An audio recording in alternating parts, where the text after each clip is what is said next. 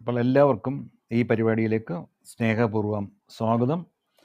ഇത് club house media റൂമിൻ്റെ പുസ്തകലോകം പരമ്പരയുടെ 13ാമത്തെ അധ്യായമാണ്. നമ്മൾ ഇന്ന് ചർച്ച ചെയ്യുന്നത് KM മാത്യുവിൻ്റെ ആത്മകഥയായ 8ാമത്തെ മോതിരം. പുസ്തക അവലോകനം നടത്തുന്നത് Shri SD Prince. SD Prince മാധ്യമ പ്രവർത്തകൻ, പ്രക്ഷേപകൻ, മാധ്യമ വിമർശകൻ, PRO, കരിയർ കോച്ച്, കോളമിസ്റ്റ്, അങ്ങനെ വിവിധ മേഖലകളിൽ വ്യക്തിമുദ്ര പതിപ്പിച്ച ആളാണ്. സർവോപരി എൻ്റെ സുഹൃത്താണ്. ഞങ്ങൾ ഒന്നിച്ചാണ് ആകാശവാണിയിൽ ഒരു ബാച്ചിലാണ് ജോയിൻ ചെയ്ത്. പക്ഷെ അദ്ദേഹം മുംബൈയിലും പിന്നീട് തിരുവനന്തപുരം നിലയത്തിലും പ്രോഗ്രാം എക്സിക്യൂട്ടീവായി. അതിനുശേഷം ദീർഘകാലം 16 വർഷം കേരള യൂണിവേഴ്സിറ്റിയുടെ PRO ആയിരുന്നു.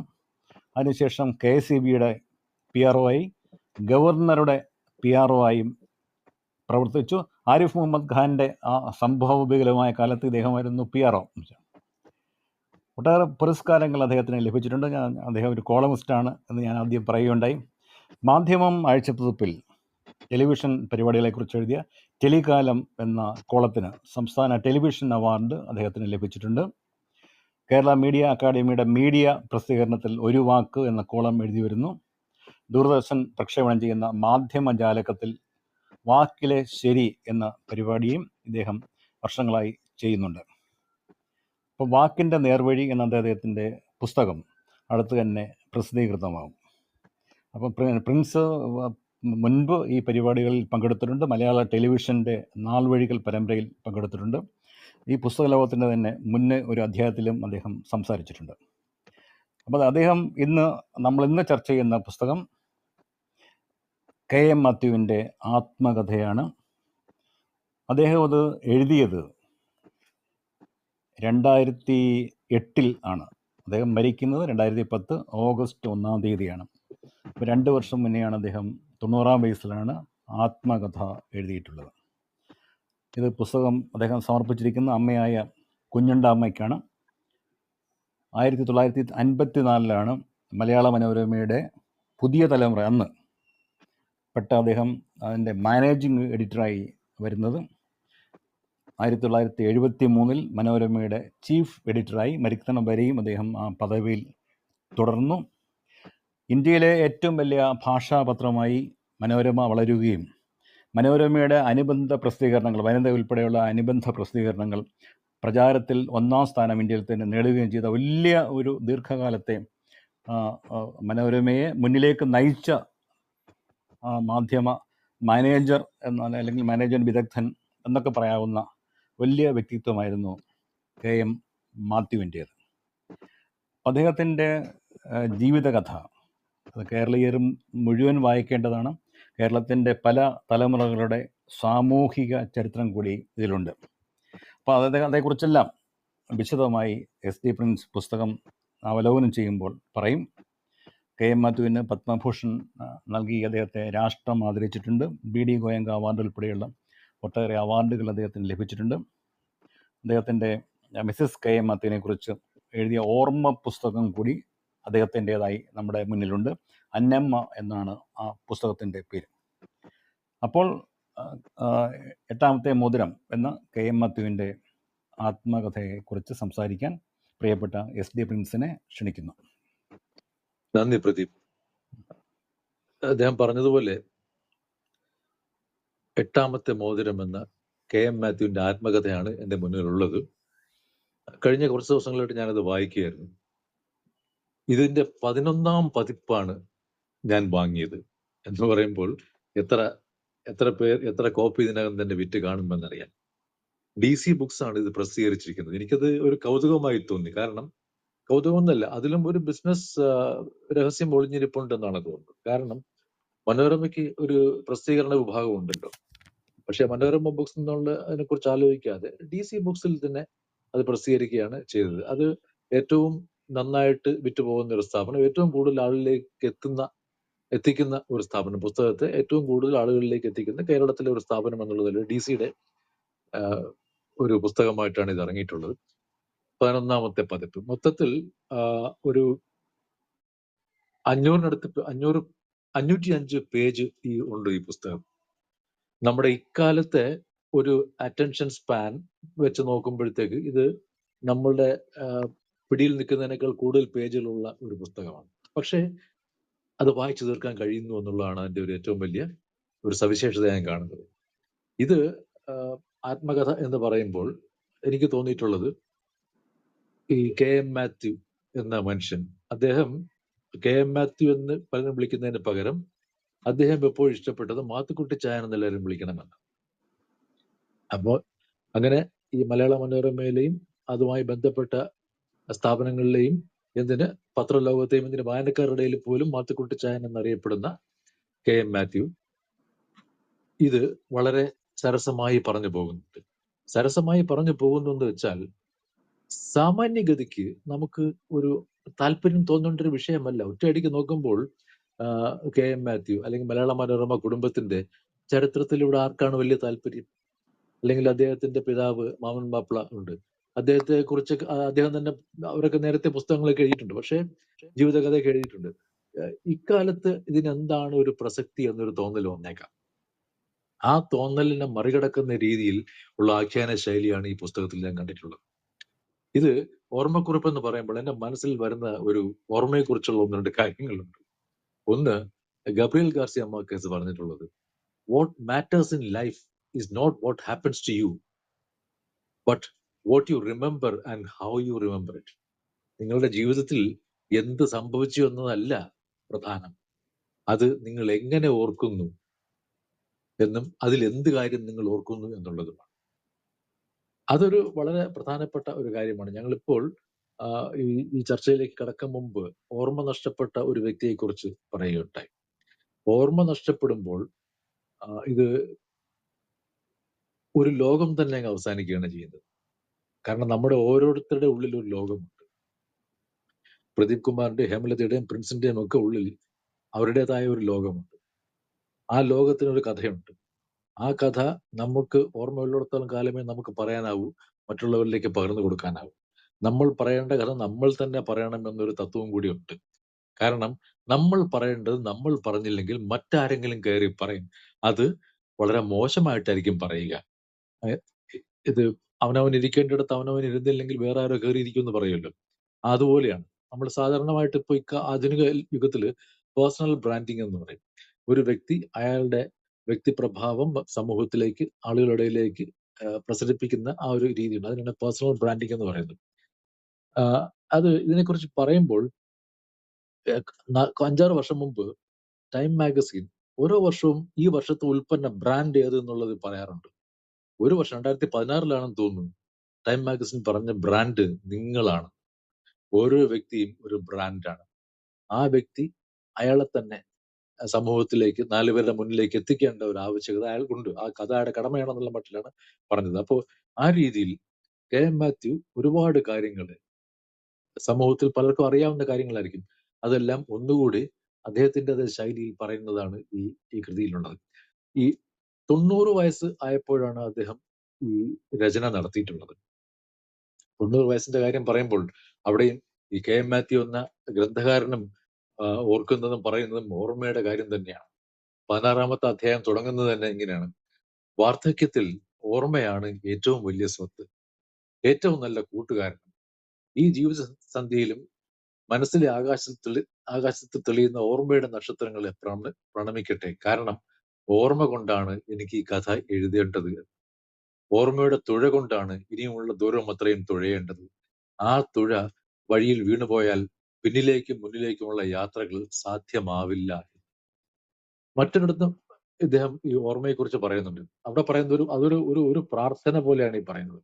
ഈ 90-ാം വയസ്സിൽ ഓർമ്മയ്ക്കും മറവിക്കും ഇടയ്ക്കുള്ള നൂൽപ്പാലത്തിലൂടെ സഞ്ചരിക്കുമ്പോൾ ഞാൻ ദൈവത്തോട് ഹൃദയം നിന്ന് അപേക്ഷിക്കുന്നത് അത് തന്നെ: എന്നിൽ എപ്പോഴും ഓർമ്മ നിലനിർത്തണേ, കാരണം മറവി മരണം തന്നെയാണ്. അപ്പോൾ ഓർമ്മ ഉള്ള സമയത്ത് ഈ കാര്യങ്ങൾ ഓരോന്നായി ഓർത്തെടുക്കുന്നുണ്ട്. എങ്കിലും ഒരു സ്ഥലത്ത് കെ എം മാത്യു പറയുന്നുണ്ട്, മലയാള മനോരമയ്ക്ക് 2 ലക്ഷം കോപ്പി തികഞ്ഞപ്പോൾ, ആദ്യം 1 ലക്ഷം കോപ്പി തികഞ്ഞപ്പോൾ എല്ലാ ജീവനക്കാർക്കും മുണ്ടും ഷർട്ടും തയ്ക്കാനുള്ള കാശും കൊടുത്തു. അടുത്ത തവണയും സമ്മാനപ്പൊതി കൊടുത്തു. പക്ഷേ ആ സമ്മാനപ്പൊതി എന്താണെന്ന് ഓർക്കാൻ ഓർമ്മയുടെ പൊതി തുറക്കാനാവുന്നില്ലല്ലോ എന്ന് പറയുന്നുണ്ട്.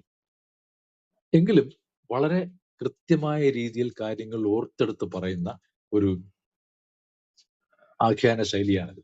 ഒരു കഥ പറച്ചിൽ എന്നത് വളരെ ഒരു പ്രധാനപ്പെട്ട ഒരു കാര്യമാണ്. മനുഷ്യനെ മറ്റ് ജീവജാലങ്ങളിൽ നിന്നൊക്കെ വ്യത്യസ്തനാക്കുന്ന ഒരു കാര്യം എന്ന് വെച്ചാൽ കഥ പറയാനുള്ള ശേഷിയാണ്. തലമുറകൾ വളർന്നു വന്നിട്ടുള്ള കഥകളിലൂടെയാണ്. നമ്മുടെ പ്രതീക്ഷകളും നമ്മുടെ ആഗ്രഹങ്ങളും നമ്മുടെ ആശങ്കകളും ഒക്കെ കഥകളിലൂടെയാണ് വന്നിട്ടുള്ളത്. എല്ലാ സമൂഹത്തിലും ഇത് തന്നെയാണ് കാര്യം. ഇവിടെ ഇതൊരു നന്നായി പറയപ്പെട്ട കഥ എന്ന് നമുക്ക് വേണമെങ്കിൽ പറയാം. Well narrated tale. അതാണ് ഇത് പറയുമ്പോൾ മാർക്കസിന്റെ തന്നെ ആത്മകഥയുടെ പേര് living to tell the tale എന്നാണ്. കഥ പറയാനായി ജീവിക്കുന്ന രീതിയിൽ. ഇവിടെ നമ്മള് ഈ പുസ്തകം എനിക്കിത് ഞാൻ എന്റെ പരിശീലനം റേഡിയോയിൽ നിന്നും തുടങ്ങിയത് കൊണ്ടാവാം, ചില കൃതികൾ വായിക്കുമ്പോൾ നമുക്ക് തോന്നും ഇത് ആള് എഴുതുകയല്ല, നമ്മളോട് പറയുകയാണ്. കെ മാത്യുവിന്റെ ഈ പുസ്തകം വായിക്കുമ്പോൾ അങ്ങനെയാണ് തോന്നിയത്. എനിക്ക് ഓർമ്മ വന്ന വളരെ പ്രശസ്തനായ കാൾ സേഗന്റെ ഒരു വാക്യമുണ്ട്. One glance at a book and you will hear the sound of another man, perhaps someone dead for 1,000 years. ഒരു പുസ്തകം എടുക്കുമ്പോൾ മറ്റൊരാളുടെ, നമുക്ക് അറിയാത്ത ഒരാളുടെ, ഏതെങ്കിലും ഒരു വ്യക്തിയുടെ ശബ്ദമായിരിക്കും കേൾക്കുക. ഇവിടെ എഴുത്തിന്റെ ശൈലി കാണുമ്പോൾ തന്നെ തോന്നുന്നത് ഇത് കെ എം മാത്യു പറഞ്ഞു കൊടുത്ത് അതാരും എഴുതിയെടുത്ത് രീതി. കാരണം ഒരാളിരുന്ന് പറയുന്ന രീതിയിലുള്ള ഏറ്റവും ലളിതമായ രീതിയിലുള്ള ഒരു ആഖ്യാന ശൈലിയാണ് ഇതിനകത്തുള്ളത്. ഇനി കഥ എന്ന് പറയുന്നത് അദ്ദേഹത്തിന്റെ കുടുംബകഥ പറയുന്നുണ്ട്. നമ്മൾക്ക് അത് കേൾക്കുമ്പോൾ ഇപ്പം ആ ഒരു ഫാമിലി ട്രീ ആദ്യം വരച്ച് കാട്ടുന്നുണ്ട്. ഇപ്പൊ മാമൻ മാപ്പിളയുടെ മക്കളിൽ 8ാമത്തെ ആളാണ് ഇദ്ദേഹം. ഈ 8ാമത്തെ മോതിരം എന്നതിന്റെ പ്രാധാന്യം ഈ ഫേസ്ബുക്കിലുള്ള അറിയിപ്പിൽ ശ്രീ പ്രദീപ് ഇട്ടിരുന്നു. എന്ന് പറയാം, കെ എം മാത്യു ഉൾപ്പെടെയുള്ള, കെ എം മാത്യു 8ാമത്തെ മകനാണ്, ഒരാൾ കൂടെ ഉണ്ട്, മൊത്തം 9 പേര്. അപ്പൊ അദ്ദേഹം ഇവരുടെ മാതാവിന്റെ നിര്യാണത്തിന് ശേഷം ഇവരുടെ പിതാവ് ചെയ്ത പരിപാടി, അമ്മയുടെ സ്വർണം എല്ലാം കൂടെ ഉരുക്കിയിട്ട് 8 മോതിരം മക്കൾക്ക് ഓരോരുത്തർക്കുമായി കൊടുത്തു. മക്കൾക്ക് ഓരോരുത്തർക്കും ഓരോ മോതിരം കൊടുത്തു. അതിൽ 8ാമത്തെ മോതിരം കിട്ടിയത് കെ എം മാത്യുവിനാണ്. ഈ മോതിരം കൊടുക്കുമ്പോൾ അത് അണിയുമ്പോൾ ഒരു പ്രതിജ്ഞയും പറഞ്ഞിരുന്നു. അതായത് മറ്റുള്ളവർക്ക് ദോഷങ്ങളൊന്നും ചെയ്യാതെ നല്ല രീതിയിൽ ജീവിക്കുമെന്നുള്ള, ഈ മോതിരം അണിയാനുള്ള ഒരു സെൽഫ് ബർത്ത് ഉണ്ടാകുന്ന രീതിയിൽ നമ്മൾ ജീവിക്കുമെന്ന് പറയുന്ന ഒരു പ്രതിജ്ഞയും അവരെ കൊണ്ട് എടുപ്പിച്ചിരുന്നു. അപ്പോൾ ഇതിനകത്ത് നമ്മൾ ഒരു സാധാരണ വായനക്കാരൻ എന്നുള്ളതിൽ നമ്മൾ നോക്കുമ്പോൾ അവരുടെ ഈ മനോരമ കുടുംബം എന്ന് നമ്മൾ പൊതുവെ വിളിക്കുന്ന ആ ഫാമിലി ഉണ്ട്. അവർ കടന്നു വന്ന വഴികൾ ഇതിനകത്ത് വളരെ വ്യക്തമായി പറയുന്നുണ്ട്. വളരെ വ്യക്തമായി പറയുന്ന വെച്ചാൽ, പെട്ടെന്ന് നമുക്കുള്ളൊരു ധാരണ ഇവർ പണ്ട് തൊട്ടേ വളരെ ധനികന്മാരായിരുന്നു എന്നും വളരെ വായിൽ സ്വർണ്ണക്കരണ്ടിയുമായി ജനിച്ചവരാണെന്നൊക്കെയുള്ള രീതിയിലാണ് തോന്നുന്നത്. പക്ഷെ അതല്ല. ഇവരിൽ ഓരോ വ്യക്തിയും അക്കാലത്ത്, അതായത് സ്വാതന്ത്ര്യത്തിനൊക്കെ മുമ്പുള്ള 1920 മുമ്പുള്ള ആ കാലത്ത് അവരുടെ ആശയപരമായ റേഞ്ച് വളരെ വലുതായിരുന്നു എന്ന് എനിക്ക് തോന്നിയിട്ടുണ്ട്. കാരണം ഈ കുടുംബത്തിലുള്ള ഓരോ വ്യക്തിയും എന്തൊക്കെ ബിസിനസ്സാണ് ചെയ്തിട്ടുള്ളത്. കാരണം അവർക്കൊരു ബിസിനസ് ആക്യുമെൻ ഉള്ളതിന്റെ ഒരു സവിശേഷത കാണാനുണ്ട്. പത്രം നടത്തുന്ന കൂടാതെ ഒരാൾ പോയി തേയില കാപ്പി ബിസിനസ് തുടങ്ങുന്നു, വേറൊരു ബിസിനസ്, വേറൊരാൾ ബലൂൺ ഫാക്ടറി തുടങ്ങുന്നു. ഇങ്ങനെ പല പല രീതിയിലുള്ള ബിസിനസ്, എല്ലാം വിജയിക്കുന്നൊന്നുമില്ല. അങ്ങനെയുണ്ട്. നമ്മുടെ വിചാരം മലയാള മനോരമ ഏറ്റവും വലിയ പത്രമാണ്, ഇവിടുത്തെ ഏറ്റവും സക്സസ്ഫുൾ ആയിട്ടുള്ള ബിസിനസ് വെഞ്ചറാണ്, ഇപ്പോഴാണ് സമ്മതിക്കുന്നത്. പക്ഷെ ഈ വിജയത്തിലേക്ക് അവർ കടന്നു വന്നത് എത്രയോ പരാജയങ്ങൾ അറിഞ്ഞതിന് ശേഷമാണ്. ഇതിനകത്ത് മാമൻ മാപ്പിള എന്ന ഒരു എന്താണ് പറയുന്നത്, ഒരു പോരാളിയുടെ കഥ പറയുന്നത്. ഇദ്ദേഹത്തിന്റെ പിതാവ് മനോരമ പത്രം തുടങ്ങി CP-യുടെ ഭരണകാലത്ത് കേരളത്തിലെ മറ്റ് ജനങ്ങൾ ഉന്നയിച്ചിരുന്ന ആവശ്യങ്ങൾ തന്നെ ഇവരും ഉന്നയിച്ചുകൊണ്ട് സമരത്തിലൊക്കെ പങ്കുചേരുന്നു. പല പ്രക്ഷോഭങ്ങളിലും പങ്കുചേരുന്നു. പല പ്രക്ഷോഭങ്ങൾക്കും ഇവർ പിന്തുണ പ്രഖ്യാപിക്കുകയും ചെയ്യുന്നു. അതിനിടയിൽ ഇവർ വളരെ നന്നായി നടത്തിക്കൊണ്ടിരുന്ന ബാങ്ക് ഉണ്ട്, കൊയിലോൺ ബാങ്ക്. 2 ബാങ്കുകൾ ഉണ്ട്. ഈ ബാങ്ക് നടത്തിപ്പിന് ഒരു സുപ്രഭാതത്തിൽ ബാങ്കിൽ റൺ എന്നൊരു പ്രതിഭാസമുണ്ട്. അതായത് ബാങ്ക് റൺ നേരിടുന്നു എന്ന് വെച്ചാൽ ആളുകളെല്ലാം വന്ന് നിക്ഷേപം തിരികെ വാങ്ങിക്കൊണ്ട് പോകുന്ന അവസ്ഥയാണ്. ബാങ്കിനെതിരെ പരാതികൾ വരും, അത് ലിക്വിഡേഷന്റെ സ്റ്റേജ് ആവുകയും അതൊക്കെ CP തന്നെ നേരിട്ട് നടത്തി എന്നുള്ളതാണ് ഇവരുടെ ഒരു കണ്ടെത്തൽ. ഇവർക്കത് അനുഭവത്തിൽ വന്നിട്ടുള്ള കാര്യവുമാണ്. കാരണം CP വിളിച്ചിട്ട് ഞാൻ മുന്നോട്ട് വയ്ക്കുന്ന കാര്യങ്ങൾ നിങ്ങൾ പിന്തുണയ്ക്കുകയാണെങ്കിൽ നിങ്ങളെ രക്ഷപ്പെടുത്തരാം, അല്ലെങ്കിൽ I see that you are ruined എന്നാണ്, നിങ്ങൾ നശിപ്പിച്ചിരിക്കുമെന്ന് നേരിട്ട് വിളിച്ച് ഭീഷണിപ്പെടുത്തുന്നവരുണ്ട്. അപ്പോൾ ഈ KM മാത്യുവിന്റെ ജ്യേഷ്ഠൻ KN ചെറിയാനായിരുന്നു ഇത് അന്ന് പത്രം നടത്തിക്കൊണ്ടിരുന്നത്. അയാൾ പറഞ്ഞു അങ്ങനെ ചെയ്യണമെന്നില്ല, അങ്ങനെ താല്പര്യമില്ല. അതിനു മുമ്പ് തന്നെ മാങ്ങോപ്പിളെ ജയിലിലടച്ചു, വർഷങ്ങളോളം ജയിലിലടച്ചു. അദ്ദേഹത്തിന്റെ ഒരു സഹോദരൻ ജയിലിൽ കിടന്ന് മരിക്കേണ്ടി വന്നു. അപ്പൊ ഇങ്ങനെ വളരെ ഏറെ കഷ്ടതകൾ ഇവർ അറിഞ്ഞു. എന്ന് മാത്രമല്ല, മനോരമ പത്രം പൂട്ടിക്കെട്ടിയ കഥ, അത് പത്രം സീൽ വെച്ച് അതിന്റെ പ്രസിദ്ധീകരണം നിർത്തിച്ച കാര്യം അറിയാമില്ല. ഇത് വളരെ ശക്തമായ രീതിയിൽ CP നടപ്പാക്കിയ ഒരു കാര്യമാണ്. അപ്പൊ അന്ന് ഇവർ പറയുന്നത്, ഇപ്പോ ഈ പ്രഗത്ഭരായ അഭിഭാഷകൻ എന്നുള്ള നിലയിൽ CP രാമസ്വാമി അയ്യർക്ക് കാര്യങ്ങളൊക്കെ കോർത്തിണക്കി ചിന്തിക്കാൻ അറിയാമായിരുന്നു. നിവർത്തനത്തിൽ നിന്ന് തുടങ്ങി സ്റ്റേറ്റ് കോൺഗ്രസ് രൂപീകരണത്തിലൂടെ ഉത്തരവാദിത്ത പ്രക്ഷോഭണത്തിലേക്കുള്ള ആ സമരയാത്ര തനിക്കെതിരെയുള്ള മഹാപ്രക്ഷോഭത്തിൽ തന്നെയാവും ചെന്നെത്തുക എന്ന് CP മനസ്സിലാക്കി. വേണ്ട വിധം പ്രക്ഷോഭത്തെ അടിച്ചമർത്തിയില്ലെങ്കിൽ അത് തന്നെ വിഴുങ്ങുമെന്നും ആ തന്ത്രശാലിക്ക് അറിയാമായിരുന്നു. അപ്പൊ എന്ന് മാത്രമല്ല, ഈ പറയുന്ന മൂവ്മെന്റുകളിലേക്ക് സാമ്പത്തിക സ്രോതസ് നാഷണൽ ആൻഡ് കോലോൺ ബാങ്കിന്റേതാണെന്ന് കൂടി ഒരു തെറ്റിദ്ധാരണ ഭക്തിവിലാസ് എന്നുള്ള ആളുകൾക്ക് മനസ്സിലായി. അങ്ങനെയാണ് CP ഇവരെ നശിപ്പിക്കാൻ ഒരുങ്ങിയതെന്നാണ് ഇദ്ദേഹം ഈ പുസ്തകത്തിൽ പറയുന്നത്. ഇതിനകത്ത് വളരെ രസകരമായ ഒരു കാര്യം എന്ന് വെച്ചാൽ, ഈ KM മാത്യുവിന്റെ ജീവിതകഥ അല്ലെങ്കിൽ മലയാള മനോരമയുടെ ചരിത്രം, ഇതൊക്കെ ഇവർ പറയുന്നതിന് മുമ്പ് തന്നെ മറ്റാരൊക്കെയോ പറഞ്ഞിരുന്നു എന്നുള്ളതാണ് ഏറ്റവും വലിയ രസം. നമ്മുടെ നാട്ടിൽ മലയാള മനോരമ എന്നാൽ ഒരു തട്ടിപ്പ് പ്രസ്ഥാനം എന്നുള്ള രീതിയിൽ വരെ പറഞ്ഞ് ഉണ്ടാക്കിയ ആളുകളുണ്ട്. അത് രാഷ്ട്രീയമായി തന്നെ കൈകാര്യം ചെയ്ത് ഇവരെ രാഷ്ട്രീയത്തിന്റെ എതിർചെയ്യിൽ നിർത്തി, പ്രത്യേകിച്ചും ഇടതുപക്ഷ കക്ഷികൾ ചെയ്തിരുന്ന ഒരു പരിപാടി എന്ന് വെച്ചാൽ അവരുടെ ഏറ്റവും വലിയ ശത്രുവായി മലയാള മനോരമയെ അവർ പ്രഖ്യാപിക്കുകയായിരുന്നു. അതിന്റെ ഭാഗമായി ഇവർ നടത്തിയിട്ടുള്ളത് മുഴുവൻ തട്ടിപ്പും വെട്ടിപ്പുമാണെന്നുള്ള മറ്റുള്ള കഥകൾ അവരോട് പ്രചരിപ്പിച്ചു കഴിഞ്ഞിരുന്നു. അപ്പൊ അത്തരം തെറ്റിദ്ധാരണകൾ പലയിടത്തും ഇങ്ങനെ നിലനിൽപ്പുണ്ട്. അപ്പൊ നമുക്ക് പൊതുവില് ഈ മനോരമ ഇങ്ങനെ ചെയ്യുന്ന കാണുമ്പോൾ ഇടതുപക്ഷ ചിന്താഗതിയുള്ള ഒരുപാട് ആളുകളിലേക്ക് ആ ഒരു തോന്നൽ വ്യാപിച്ചു കഴിഞ്ഞിരുന്നു. അതായത് മലയാള മനോരമ ചെയ്യുന്നതെല്ലാം എന്തോ നിയമവിരുദ്ധമായ കാര്യങ്ങളാണെന്നുള്ള രീതിയിലുള്ള ഒരു മലയാള മനോരമയെ സംശയത്തോടുകൂടി നോക്കുന്ന ഒരു രീതി. അപ്പൊ അവിടെയാണ് ഞാൻ പറഞ്ഞത്, നമ്മുടെ കഥ നമ്മൾ പറഞ്ഞില്ലെങ്കിൽ പ്രശ്നമാകും, മറ്റുള്ളവർ പറയുന്നത് ശരിയാവില്ല എന്ന് പറയുന്നത്. അതുകൊണ്ട് അത്തരം തെറ്റിദ്ധാരണകൾ കൂടി നീക്കം ചെയ്യത്തക്ക രീതിയിലാണ് ഈ പുസ്തകം എഴുതപ്പെട്ടിട്ടുള്ളത്. അതിനകത്ത് എനിക്ക് വളരെ ഒരു രസകരമായി തോന്നിയ ഒരു കാര്യമുണ്ട്. കുത്തക പത്രം എന്നൊരു പേര് മലയാള മനോരമയ്ക്ക് ഇടതുപക്ഷം കൽപ്പിച്ച് നൽകിയിരുന്നു. അപ്പോ കുത്തക എന്നത് ചോദിച്ചപ്പോൾ എന്താണെന്ന് ചോദിച്ചപ്പോൾ EMS ഉൾപ്പെടെയുള്ള പറഞ്ഞത്, ഒന്നിലേറെ സ്ഥലങ്ങളിൽ നിന്ന് പ്രസിദ്ധീകരിക്കുന്നു, അതുകൊണ്ട് കുത്തക.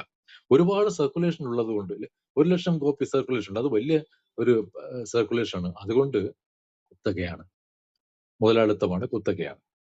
2, ഒന്നിലേറെ സ്ഥലങ്ങളിൽ നിന്ന്, കൂടുതൽ സ്ഥലങ്ങളിൽ നിന്ന് വരുന്നു, അപ്പോൾ കുത്തകയാണ്. അപ്പോൾ ദേശാഭിമാനി 1,00,000 കോപ്പി കടന്നപ്പോൾ ഇദ്ദേഹം അവരുടെ ഒരു ചടങ്ങിൽ വെച്ച് തന്നെ ചോദിച്ചൊരു ചോദ്യമുണ്ട്, അപ്പൊ ദേശാഭിമാനിയും കുത്തകയായല്ലോ. ഒന്നിലേറെ സ്ഥലത്ത് നിന്ന് ദേശാഭിമാനി പ്രസിദ്ധീകരിച്ചു തുടങ്ങിയപ്പോൾ പറഞ്ഞു, ദേശാഭിമാനിയും കുത്തകയായാലും നമുക്ക് സന്തോഷമുണ്ടെന്ന്. അപ്പൊ ഈ രീതിയിൽ ഉള്ള ഒരു വാക്പയറ്റ് ഇടതുപക്ഷവുമായിട്ട് അദ്ദേഹം നടത്തിയിരുന്നു. പിന്നെ എന്ന് മാത്രമല്ല, പണ്ട് കാലം മുതലേ കേൾക്കുന്ന ഒരു പറച്ചിലാണ്, ഇവിടെ കമ്മ്യൂണിസ്റ്റ് മന്ത്രിസഭ അധികാരത്തിൽ വന്നാൽ ഞാനും എൻ്റെ മക്കളും വിഷം കഴിച്ച് മരിക്കുകയെ നിവൃത്തിയുള്ളൂ എന്ന് മലയാള മനോരമ കുടുംബത്തിന്റെ കാരണവർ, അത് മാമൻ മാപ്പിളയാണോ പറഞ്ഞത്, KM മാത്യു ആണോ പറഞ്ഞത് അറിയില്ല, പക്ഷെ ഇങ്ങനൊരു കഥ പണ്ട് തൊട്ടേ ഇവിടെ പ്രചരിക്കുന്നുണ്ട്. അപ്പോൾ എന്താണ് ഈ കഥയുടെ ഇതിനകത്ത് ഒരു പ്രചാരം വരുന്നതെന്ന് നമ്മൾ പലപ്പോഴും ഓർത്ത്, അപ്പൊ KM മാത്യുവിന്റെ പുസ്തകം വായിക്കുമ്പോൾ അതിൽ കിട്ടുന്ന ഒരു കാര്യം എന്നാണ്, ഇപ്പോൾ ഈ മാമൻ മാപ്പിളയോട് ആരോ ഇങ്ങനെ പറഞ്ഞു, ആ കാലത്തുള്ള ഒരു കമ്മ്യൂണിസ്റ്റ് നേതാവ് തന്നെയാണ്, പേര് ഞാൻ പെട്ടെന്ന് മറന്നുപോയി, അദ്ദേഹം വീട്ടിൽ വന്നിരുന്ന് സംസാരിക്കുമ്പോഴത്തേക്ക് ഇങ്ങനെ കമ്മ്യൂണിസ്റ്റ് മന്ത്രിസഭ വരും എന്നൊക്കെ പറഞ്ഞപ്പോ അദ്ദേഹം ചോദിച്ചത്, നിങ്ങള് റഷ്യയുടെ രീതി ഇവിടെ കൊണ്ടുവരില്ലേ? അത് ചിലപ്പോൾ കൊണ്ടുവന്നിരിക്കും. അതായത് സ്വതന്ത്രമായിട്ട് ആർക്കും ഒന്നും എഴുതാനോ പറയാനോ കഴിയില്ല. നിങ്ങൾ പറയുന്നത് മാത്രം നമ്മൾ അച്ചടിക്കേണ്ടി വരുന്ന ഒരു സ്ഥിതി. പത്രങ്ങൾ നിങ്ങൾ പറയുന്ന കാര്യം അച്ചടിക്കേണ്ടി വരുന്ന ഒരു ലെവലിലേക്ക് വന്നു കഴിഞ്ഞാൽ പിന്നെ എന്താണ് നമുക്ക് വായിക്കാനുള്ളത്? എന്താണ് നമുക്ക് പുതിയതായിട്ട് അറിയാനുള്ളത്? അതുകൊണ്ട് അത് ഏതാണ്ട് മരണതുല്യമാണ്. പിന്നെ ജീവിച്ചിരുന്നിട്ട് കാര്യമില്ലല്ലോ എന്നാണ്, അങ്ങനെ ഒരു സമയത്ത് ജീവിക്കുന്നതിൽ എന്താണ് അർത്ഥമെന്നാണ് അദ്ദേഹം ചോദിച്ചത്. പക്ഷേ ഈ സംസാരിച്ച് ചായയും കുടിച്ച് പോയ ആൾ അടുത്ത യോഗത്തിൽ പോയി പ്രസംഗിച്ചത് അദ്ദേഹം ഇങ്ങനെ പറഞ്ഞു എന്നാണ്. അതായത് കമ്മ്യൂണിസ്റ്റ് മന്ത്രിസഭ അധികാരത്തിൽ വന്നാൽ ഞാനും മക്കളും വിഷം കുടിച്ച് മരിക്കുന്നു. ഈ വിഷം എന്നൊരു പ്രയോഗം അദ്ദേഹം നടത്തിയിട്ടേ ഇല്ല എന്നുള്ളതാണ് വേറെ കാര്യം. അപ്പൊ ഈ രീതിയിൽ ഒരുപാട് തെറ്റിദ്ധാരണകൾ ഉള്ളതുകൊണ്ടാണെന്ന് തോന്നുന്നു ഇത് ഈ ഇങ്ങനെ കഥ ഇദ്ദേഹം തന്നെ പറയേണ്ടി വരുന്നത്. ഇതെനിക്ക് വളരെ ഒരു സാന്ദർഭികമായി പറയാനുള്ള ഒരു ഒരു രസകരമായ തോന്നൽ വന്നപ്പോൾ നൈഫ് എന്നൊരു കൃതി ഏറ്റവും ഒടുവിൽ നമ്മുടെ സൽമാൻ റുഷ്ദി എഴുതിയിട്ടുണ്ട്. സൽമാൻ റുഷ്ദിക്ക് 27 സെക്കൻഡ് കൊണ്ട് എത്രയോ കുത്ത് കൊണ്ട് ഏതാണ്ട് മരണത്തോടടുത്ത ഒരവസ്ഥ എത്തിയിരുന്നു. ആ കുത്ത് കിട്ടിയ ആ കത്തിയെ വെച്ചാണ് നൈഫ് എന്ന് പറഞ്ഞ പുസ്തകം. അപ്പൊ അതിനകത്ത് ഇദ്ദേഹം പറയുന്നുണ്ട് ഈ കഥകളുടെ കാര്യം, കഥ പറയേണ്ടതിന്റെ ആവശ്യകതയെക്കുറിച്ച് പറയുന്നു. അതായത് stories are the heart of what is happening and dishonest narratives of oppressors have proved attractive to many. ഇത് ഒപ്രസേഴ്സ് എന്നാണ് പറയുന്നത്. അപ്പോ മർദ്ദകരുടെ എന്താണ് സത്യവിരുദ്ധമായ കഥകൾ ഒരുപാട് ആളുകൾക്ക് അട്രാക്റ്റീവ്, ആകർഷകമായി തോന്നിയിരിക്കാം. So we must work to overturn the false narratives of tyrants, populists and fools by telling better stories than they do. Stories within which people would want to live. അതായത് ഈ ഏകാധിപതികളും വിഡ്ഢികളും ഒക്കെ ഒരുപാട് കഥകൾ പറയും. അത്തരം കഥകളൊക്കെ കുറെ കാലം ആകർഷകമായി തോന്നും. പക്ഷേ അത്തരം കഥകളെ വെല്ലുന്ന രീതിയിൽ, അവയുടെ പ്രഭാവത്തെ മറിക്കുന്ന രീതിയിലുള്ള കഥകൾ നമ്മൾ പറയണം. കാരണം എന്തുകൊണ്ടാണ്? അത് എങ്ങനത്തെ കഥകളാണ്? മനുഷ്യർക്ക് ജീവിക്കാൻ ആഗ്രഹം തോന്നുന്ന തരത്തിലുള്ള കഥകൾ പറയണം. ഇദ്ദേഹം ചെയ്തിട്ടുള്ളതും ഒരുപാട് തെറ്റിദ്ധാരണകൾ മാറ്റത്തക്ക രീതിയിലാണ് ഈ പുസ്തകത്തിൽ ഇത് മുഴുവൻ എഴുതിയിട്ടുള്ളത്. എനിക്ക് അതിൽ വളരെ ഇത് വായിച്ചു തുടങ്ങുമ്പോൾ എനിക്കൊരു സംശയമുണ്ടായിരുന്നു. ഇതെങ്ങനെ ഒരു വായനക്കാരുടെ ഒരു റീഡർ ഇൻട്രസ്റ്റ് ഇതെങ്ങനെ നിലനിർത്തുമെന്ന കാര്യത്തിൽ സംശയമുണ്ടായിരുന്നു. കാരണം ആദ്യകാലത്തുള്ള ഈ ഓരോരോ ഇപ്പോ ഇവരുടെ അപ്പച്ചൻ ട്രാവൻകൂർ നാഷണൽ ബാങ്ക് ആരംഭിക്കുന്നത് 1912 എന്നൊക്കെ പറഞ്ഞു തുടങ്ങുന്ന ആ സമയത്ത് ഈ ട്രാവൻകൂർ നാഷണൽ അതിന്റെയൊക്കെ കാലം കഴിഞ്ഞല്ലോ. ഇനിയിപ്പോൾ അതിന്റെ എന്താണ് അതിന്റെ ഒരു പ്രസക്തി എന്ന് നമ്മൾ ആലോചിക്കും. അവിടെയാണ് ഒരു ഒരു ആഖ്യാന കലയുടെ ഒരു ഒരു ഒരു ഒരു മാസ്റ്ററി നമ്മൾ കാണുന്നത്. ഇത്തരം കാര്യങ്ങളിൽ നിന്ന് പറഞ്ഞു വരുമ്പോൾ പെട്ടെന്ന് പുതിയ കാര്യങ്ങളിലേക്ക് അദ്ദേഹം മാറിയിരിക്കും. പുതിയ കാര്യങ്ങളിലേക്ക് വരും. പിന്നീട് മനോരമ നേരിട്ട പ്രശ്നങ്ങൾ, അല്ലെങ്കിൽ അതിനെ തരണം ചെയ്ത രീതി, ഇത്തരം കാര്യങ്ങൾ പറഞ്ഞ് പോകും. ഒരു ഉദാഹരണത്തിന് മലയാള മനോരമ കൂട്ടിക്കെട്ടി വർഷങ്ങൾക്ക് ശേഷം ഇതിന്റെ അതിനുമേലുള്ള വിലക്ക് നീക്കും എന്നുള്ള സ്ഥിതി വന്നപ്പോൾ ഈ കുടുംബം ആലോചിക്കുകയാണ്. KM മാത്യു ഉൾപ്പെടെയുള്ള ആളുകൾ ആലോചിക്കുകയാണ്, ഈ പത്രം നടത്തി ഇനി നഷ്ടം കൂടുതൽ സഹിക്കണോ? എന്തിനാണ് വെറുതെ CPI കണക്ക് വേറെ ഇനി സർക്കാരിന്റെ അടിയും കിട്ടണോ? ഈ നഷ്ടം സഹിക്കാൻ വേണ്ടി എന്തിനാണ് ഈ പത്രം വീണ്ടും നടത്തുന്നത് എന്നുള്ളതായിരുന്നു അവരുടെ ഒരു ചോദ്യം. അപ്പൊ അങ്ങനെ വരെ ഇതിനെ അങ്ങ് കളഞ്ഞിട്ടേക്കായിരുന്നു. പക്ഷേ ഈ ഇവരുടെ ഉണ്ണുണ്ണിച്ചായൻ എന്ന് ഇവർ വിളിക്കുന്ന KM ചെറിയാൻ അദ്ദേഹം ഇങ്ങനെ കേട്ടിരിക്കും, വേണം വേണ്ടെന്നും പറയില്ല. അദ്ദേഹം തുടങ്ങാൻ തന്നെ തീരുമാനിക്കുന്നു. ഈ താക്കോല് തിരികെ വരുന്ന ദിവസം വളരെ വൈകാരികമായ ഒരു സന്ദർഭമായിട്ടാണ് പറയുന്നത്. ഈ മനോരമയുടെ താക്കോല് തിരികെ കിട്ടുന്നത്. അപ്പോൾ ഈ മനോരമ പൂട്ടിക്കെട്ടിക്കൊണ്ട് പോകുന്ന സമയത്ത് ഇതുപോലെ മുദ്ര വയ്ക്കാനുള്ള ഉത്തരവ് കിട്ടിയ ഉദ്യോഗസ്ഥനെ ഇവരെ വിളിച്ചു പറഞ്ഞു, ഇതിനകത്ത് പറയുന്നത് മുദ്ര വയ്ക്കാനും ആവശ്യമുള്ള സാധനങ്ങൾ നിങ്ങൾക്ക് തരാനും പറഞ്ഞിട്ടുണ്ട്.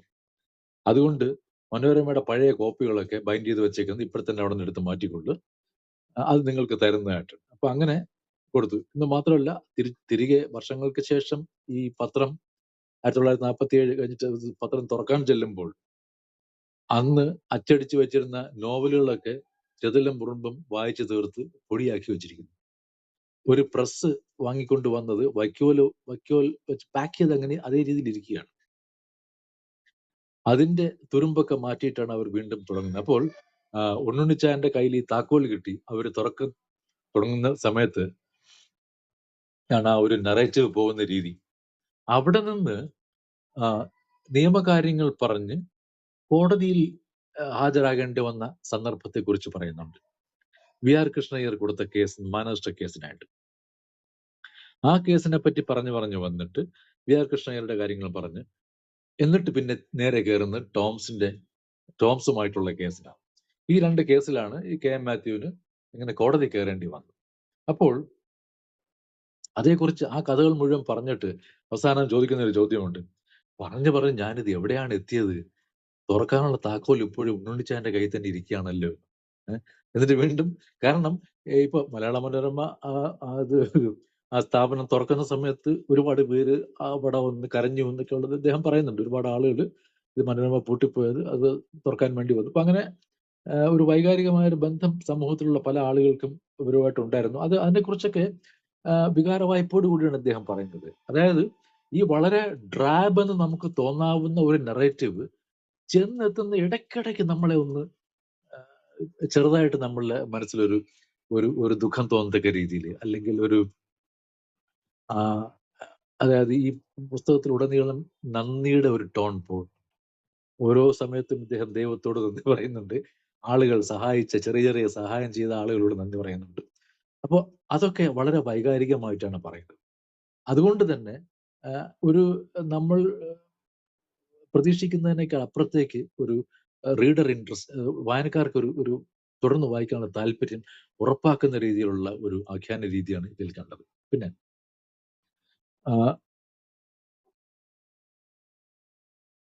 നമ്മൾ ഇപ്പോ പറഞ്ഞു വരുമ്പോഴത്തേക്ക് ഇപ്പോ ഓരോ ഇവരുടെ മക്കൾ, ഇപ്പോൾ ഇതിൽ തന്നെ ഇദ്ദേഹത്തിന് കെ എം മാത്യുവിന്റെ ചെറുപ്പകാലത്തെ കുറിച്ച് പറയുന്നുണ്ട്. മദ്രാസ് ക്രിസ്ത്യൻ കോളേജിൽ പഠിക്കാൻ പോകുന്നു, അവിടെ രാജകുമാരനെ പോലെ ജീവിക്കുന്നു. ഒരു ദിവസം പെട്ടെന്ന് പത്രമൊക്കെ ഇത് സീൽ വയ്ക്കുന്നു. അപ്പച്ചനെ അറസ്റ്റ് ചെയ്ത് കൊണ്ടുപോകുന്നു, ജയിലിൽ കൊണ്ടുപോകുന്നു. അടുത്ത ദിവസം ഏറ്റവും ആ ഹോസ്റ്റലിലെ ഏറ്റവും ദരിദ്രനായിട്ട് മാറുകയാണ്. അതായത് അതിശയങ്ങൾ അവസാനിക്കുന്നില്ല എന്ന് അദ്ദേഹം പലയിടത്തും പറയുന്നുണ്ട്. ജീവിതവും ഏതാണ്ട് അങ്ങനെ തന്നെയാണ്. അതിശയങ്ങൾ അവസാനിക്കുന്നത്. ഇപ്പൊ ഇന്ന് രാജകുമാരനെ പോലെ ജീവിക്കുന്നവൻ നാളെ മറ്റുള്ളവരുടെ ഔദാര്യത്തിൽ കഴിയേണ്ടി വരുന്ന ഒരവസ്ഥ. അപ്പൊ അങ്ങനെ ഒരു പലതരത്തിലുള്ള അപ്സ് ആൻഡ് ഡൗൺസ് ഇതിനകത്ത് പറയുന്നുണ്ട്. മാമൻ മാപ്പിളയുടെ കാര്യം തന്നെ, അദ്ദേഹത്തിന്റെ അമ്മ മരിക്കുമ്പോൾ ജയിലിൽ നിന്ന് വേണമെങ്കിൽ വന്ന് കാണാമെന്ന് പറഞ്ഞു. അപ്പൊ അയാൾ പറഞ്ഞത് വെള്ളാണി പരമൂനെയും ഇത്തിക്കര പക്കിയും പോലെ 2 പോലീസിനെ അപ്പുറം നിർത്തിക്കൊണ്ട് പോയി അമ്മയെ കാണുന്നില്ല, അമ്മയ്ക്കും അത് മനസ്സിലായിക്കോളും എന്നുള്ളത്. അപ്പൊ അത് അങ്ങനത്തെ ചില ആദർശമൊക്കെ ആ പിതാവിനുണ്ട്. ഇവിടെ എനിക്ക് രസകരമായി തോന്നിയത്, ഇപ്പൊ ഞാൻ പറഞ്ഞല്ലോ, ഞാൻ നേരത്തെ പറഞ്ഞു ഈ ഒരുപാട് വിജയകഥകൾ പറയുന്നുണ്ടെങ്കിൽ ഇതിനകത്ത് ഏറ്റവും രസകരമായി എനിക്ക് തോന്നിയത് കുറെ പരാജയ കഥകളാണ്. ഇപ്പോ മാമൻ മാപ്പിളയുടെ കാര്യം തന്നെ നോക്കിക്കഴിഞ്ഞാൽ അദ്ദേഹം പല കാര്യങ്ങൾ പല സ്ഥലത്തും ഇങ്ങനെ പല ബിസിനസ്സുകൾ ചെയ്തിട്ടുണ്ട്. വളരെ ഒരു എങ്ങനെ ഒരു ഓൺട്രപ്രണർ എന്നുള്ള നിലയിൽ വളരെ വിജയിച്ച ഒരു വ്യക്തിയൊക്കെയാണ്. പക്ഷെ അദ്ദേഹം ഒരു ജയിലിൽ പോകുന്ന സമയത്താണ് ഒരു 10-12 ഐറ്റം അടങ്ങിയ ഒരു ലിസ്റ്റ് കൊടുത്തിട്ടുണ്ട്. കാരണം ഇദ്ദേഹം നടത്തിയ ബിസിനസ്സുകൾ, പൊളിഞ്ഞു പോയ കാര്യങ്ങൾ, അതിൽ കൂടുതലും നഷ്ടക്കച്ചവടമാണ്. കാരണം നമുക്ക് കേൾക്കുമ്പോൾ അപ്പൊ അത് ഞാൻ ഒന്നാമതായി ഒരു ചക്കട വണ്ടിയും കാളയും ഇട്ടു, അവസാനം 3 മാസം നടത്തിയപ്പോൾ വണ്ടിയും കാളയും ഉപേക്ഷിച്ച് ആ തൊഴിൽ അവസാനിപ്പിച്ചു. പിന്നെ പുൽത്തൈലത്തിന് ലാഭമുണ്ടെന്ന് കേട്ടു, അതിനായി 500 രൂപ ചെലവാക്കി. അപ്പോഴേക്കും പുൽത്തൈലത്തിന്റെ വിലയിടി നഷ്ടത്തിലായി, ആ സംരംഭവും ഉപേക്ഷിച്ചു. കാർത്തികപ്പള്ളി ഫിലിപ്പോച്ചനോടും മണമേൽ കുടുംബക്കാരോടും ചേർന്ന് തിരുവിതാംകൂർ കമ്പനി എന്ന പേരിൽ തൊണ്ടുചിക്കൽ മുതലായവ നടത്തി എന്റെ വീതത്തിൽ 3000 നഷ്ടം കൊടുത്തു. ഇങ്ങനെ ഒരു 13 സംരംഭങ്ങളെ കുറിച്ച് പറയുന്നുണ്ട്. ഇതിൽ മിക്കതിലും ഇദ്ദേഹത്തിന് നഷ്ടമാണ് സംഭവിച്ചിട്ടുള്ളത്. അപ്പൊ അങ്ങനെ വരുമ്പോ ഈ നഷ്ടത്തിന്റെ ഒരു ശീലം മക്കളിലേക്കും ചെന്നു എന്നുള്ളതാണ് അതിനുള്ള രസം. ഇത് കെ മാത്യു വളരെ രസകരമായി പറയുന്നത് വെച്ചാല്, ഇദ്ദേഹത്തിന്റെ അനിയൻ ബേബി, ഇവര് ഈ മലയാള മനോരമ ഇങ്ങനെ പൂട്ടിപ്പോവുകയും കുടുംബത്തിൽ വരുമാനത്തിന് ബുദ്ധിമുട്ടൊക്കെ ഉണ്ടാകുന്ന സമയത്ത് എന്തെങ്കിലും ജോലി ചെയ്യാമെന്നൊക്കെ വിചാരിക്കുകയും അപ്പൊ അങ്ങനെ ചിക്കമംഗ്ലൂർ പോയി അവിടെ ഒരു തോട്ടം നടത്തി. അത് കഴിഞ്ഞപ്പോഴത്തേക്ക് അനിയൻ ഒരു ബലൂൺ ഫാക്ടറി ഒരു ബലൂൺ ഫാക്ടറി തുടങ്ങി. ഇദ്ദേഹം തന്നെ പോയിട്ട് മൈസൂർ റബ്ബർ ഫാക്ടറി എന്ന് പറഞ്ഞിട്ട് ബലൂൺ ഫാക്ടറി തുടങ്ങി. ബലൂൺ ഉണ്ടാക്കി 4 ലോഡ് ബലൂൺ ബോംബെയിലേക്ക് കയറ്റി വെച്ചു. ഒറ്റ എണ്ണം പോലും ചെലവായില്ല. കാരണം ബലൂണിന് ഭയങ്കര കട്ടി, ഒരുമാതിരിപ്പെട്ട മനുഷ്യനൊന്നും ഊതിയാൽ അത് വീർക്കില്ല. പിന്നെ ആരോ പറഞ്ഞു ഇത് ബലൂൺ അങ്ങോട്ട് അതിന്റെ ആ പ്രോസസ്സ് കഴിഞ്ഞ് ഉണങ്ങുന്നതിന് മുമ്പ് ഊതി കഴിഞ്ഞാൽ കുറച്ചുകൂടെ സോഫ്റ്റ് ആകും. പിന്നെ അദ്ദേഹം ആളിനെ ഇരുത്തി ഇങ്ങനെ പകുതി ഉണങ്ങിയ ബലൂൺ ഊതിച്ച് വിൽക്കാൻ നോക്കി. പക്ഷെ യുദ്ധം പൊട്ടിപ്പുറപ്പെട്ട കാരണം ഇതിന്റെ കച്ചവടം നടക്കാതെ നഷ്ടമായി ഇരിക്കുന്ന സമയത്താണ് പെട്ടെന്ന് ഈ റബ്ബർ ഉൽപ്പന്നങ്ങൾക്ക് യുദ്ധ അവർക്ക് വേണ്ടിയിട്ട് ഇതിന്റെ ആവശ്യം വന്നു. അപ്പോൾ ഒറ്റയടിക്ക് ഈ ബലൂൺ മൊത്തം 4 ഇരട്ടി വിലയ്ക്ക് വിൽക്കാൻ സാധിച്ചു. അതിനിടയ്ക്ക് ഒരു മില്ലും എക്സ്ട്രൂഡർ എന്ന് പറയുന്ന ഒരു മെഷീനും വാങ്ങി. ഈ മെഷീൻ കടമെടുത്താണ് വാങ്ങുന്നത്. വാങ്ങിക്കഴിഞ്ഞ് ബലൂൺ ഉണ്ടാക്കി തുടങ്ങിയപ്പോഴത്തേക്ക് തേയില ഫാക്ടറി തേയില കമ്പനി നടത്തിയിരുന്നത് ഇതിന്റെ ജ്യേഷ്ഠൻ ചോദിച്ചു, നീ എന്റെ തേയിലക്കട പൊട്ടിച്ചേ അടങ്ങത്തുള്ളൂ. കാരണം അവിടങ്ങളിൽ കാർബൺ ബ്ലാക്ക് എന്നുള്ള ഒരു സാധനം, ഇതിന്റെ വേസ്റ്റ് കാർബൺ ബ്ലാക്ക് അന്തരീക്ഷത്തിൽ നിറഞ്ഞിട്ട് അവിടെ ഹൈ ലെവൽ ഓഫ് പൊല്യൂഷൻ. 10 ദിവസം കൊണ്ട് കഴിഞ്ഞാൽ ഈ കമ്പനിയും പൂട്ടിക്കും, ആളും അകത്ത് പോകും. അപ്പൊ അന്നേരം ആണ് ആലോചിക്കുന്നത്, ഇതൊന്നും ആലോചിക്കാതെയാണല്ലോ ബിസിനസ്സിലേക്ക് ഇറങ്ങി തിരിച്ചത്. അപ്പൊ അദ്ദേഹം പറയുന്നത് അതിശയങ്ങൾ അവസാനിക്കുന്നില്ല എന്ന് പറയുന്നതിന്റെ കാര്യം, അനിയൻ ബേബി ഒരു റബ്ബർ ത്രെഡ് ഫാക്ടറി തുടങ്ങിയിരുന്നു. അതിലേക്ക് ആവശ്യം വന്നു ഈ 2 മെഷീനുകളും. അങ്ങനെയാണ് MRF എന്ന സ്ഥാപനം തുടങ്ങുന്നത്. ഇത് ഒരു അബദ്ധത്തിൽ നിന്നും തുടങ്ങുന്ന ഒരു സ്ഥാപനം. ഈ മെഷീൻ അവിടെ കൊണ്ടുപോയി MRFന് അതൊരു മുതൽക്കൂട്ടായി അത് രക്ഷപ്പെട്ടു പോയി എന്നുള്ളതാണ്. അപ്പൊ അങ്ങനെ കുറെ കാര്യങ്ങൾ. അതുപോലെ ഈ മനോരമ തുടങ്ങിയ ദിവസം തന്നെ ഒരു വലിയ മണ്ടത്തരം അദ്ദേഹം പറയുന്നുണ്ട്. വളരെ, ഞാൻ പറഞ്ഞല്ലോ, വളരെ വൈകാരികമായ ഒരു രംഗമാണ് അവർക്ക്. വീണ്ടും പത്രം തുടങ്ങുന്നു, ആദ്യത്തെ ദിവസത്തെ പത്രം അച്ചടിക്കുന്നു. അപ്പോ അതിന് അവരുടെ അപ്പച്ചൻ എഴുതിയ എഡിറ്റോറിയൽ ഉണ്ടായിരുന്നു, അതെല്ലാം അച്ചടിച്ച് കൊണ്ടുപോകും. അന്നേരമാണ് മനസ്സിലാകുന്നത് അച്ചടിച്ചതിൽ മൊത്തം കറുത്ത മഷി പടർന്നിരിക്കുകയാണ്. കാര്യം എന്താണ്? ഒരു ട്രയൽ റൺ ഇല്ലാതെയാണ് ഈ സംഭവം നടത്തിയത്. ബിസിനസ്സുകാർക്ക് ഒരു സാമാന്യ ബിസിനസ് ബുദ്ധി വേണ്ടേ? ഇവർക്ക് അതില്ലായിരുന്നു. ഒരു ട്രയൽ റൺ നടത്താം. ഇപ്പൊ KM ചെറിയാൻ എന്ന് പറഞ്ഞ ആൾ, അദ്ദേഹം ഒരു പ്രൊഫസറായിരുന്നു. അതിനുശേഷമാണ് പത്രം നടത്താൻ വേണ്ടി വന്നത്. അപ്പോ അദ്ദേഹത്തിന് ഇത്തരം കാര്യങ്ങളിൽ ഒരു ധാരണ പോരും. പക്ഷെ എന്നിട്ട് എന്ത് പറ്റി? അവരുടെ കണക്കുകൂട്ടൽ നമുക്ക് 25,000 കോപ്പി അച്ചടിച്ച് വിതരണം ചെയ്യാമെന്നുള്ളതായിരുന്നു. പക്ഷേ ഈ ബുദ്ധിമാന്മാർ അറിയുന്നു, ആ പത്രത്തില് 5,000 കോപ്പി അടിച്ചപ്പോഴത്തേക്ക്, അത് സായന പത്രമായിട്ടാണ് തുടങ്ങുന്നത്, 5,000 കോപ്പി അടിച്ചപ്പോഴത്തേക്കും വൈകുന്നേരം വരെ അടിച്ചിട്ട് 5,000 കോപ്പി ആ പ്രസ്സിൽ അടിക്കാൻ കഴിയുന്നുള്ളൂ. പിന്നെ ഏജന്റുമാർ കാത്തു നിൽക്കുന്നുണ്ട്. ഈ വൈകിട്ട് 5 മണിക്ക് ഇറങ്ങേണ്ട പത്രം ഏതാണ്ട് രാത്രി കഴിഞ്ഞ് വെളുപ്പിന് 3-4 മണിക്ക് ഇറങ്ങി പിറ്റേന്ന് രാവിലെ കൊടുക്കേണ്ടി വന്നു. അതിനെക്കുറിച്ച് KM മാത്യു തന്നെ ഇതിനകത്ത് പറയുന്നുണ്ട്. മനോരമയുടെ ചരിത്രത്തെ പറ്റി ഒരു തമാശ നിലവിലുണ്ട്. സായന്ന പത്രമായി തുടങ്ങി അടിച്ചടിച്ച് താമസിച്ചു വന്നപ്പോ പിന്നെ രാവിലത്തെ പത്രമായി മാറിയതാണെന്ന്. എന്നിട്ട് കാരണം എന്താണെന്ന് വെച്ചാൽ ഇവർക്ക് ഒരു മൊത്തത്തിൽ ഈ 7-8 വർഷം പത്രം മുടങ്ങിക്കിടന്നു. ഈ മുടങ്ങിക്കിടന്ന കാലത്ത് കോട്ടയത്ത് പൗരധ്വനി പോലുള്ള പത്രങ്ങൾ വരികയും അവർക്കൊക്കെ 25,000-ഓളം കോപ്പി സർക്കുലേഷൻ വരികയും ചെയ്തു. മറ്റു പത്രങ്ങളെല്ലാം മുന്നിൽ കയറിപ്പോയി. മാതൃഭൂമിക്കൊക്കെ സർക്കുലേഷൻ കൂടുതലുണ്ടായിരുന്നു. ഇവരും അത്രയും അച്ചടിക്കാമെന്ന് തീരുമാനിക്കുന്നു, അച്ചടിക്കുന്നു. പക്ഷെ പ്രസിന്റെ കപ്പാസിറ്റി കുറച്ച് ഓർക്കുന്നില്ല എന്നുള്ളതാണ്. പിന്നെ അതുപോലെ തന്നെ വേറെയുമുണ്ട്. ഏജന്റുമാര് പിന്നെ ഇത് വേണ്ടാന്ന് പറഞ്ഞ് കളഞ്ഞിട്ട് പോകാനൊരുങ്ങുന്നു. അങ്ങനെ കുറെ ബുദ്ധിമുട്ടുകൾ അവർ നേരിട്ടു. അപ്പൊ അതിനകത്ത് പറയുന്നത്, ഇപ്പൊ KM ചെറിയാൻ ഈ ഉണ്ണുണ്ണിച്ചായൻ എന്ന് പറഞ്ഞ ആളിനെ കുറിച്ച് പറയുന്നത്, അദ്ദേഹത്തിന് എല്ലാ ആളുകളിലും വലിയ വിശ്വാസമായിരുന്നു.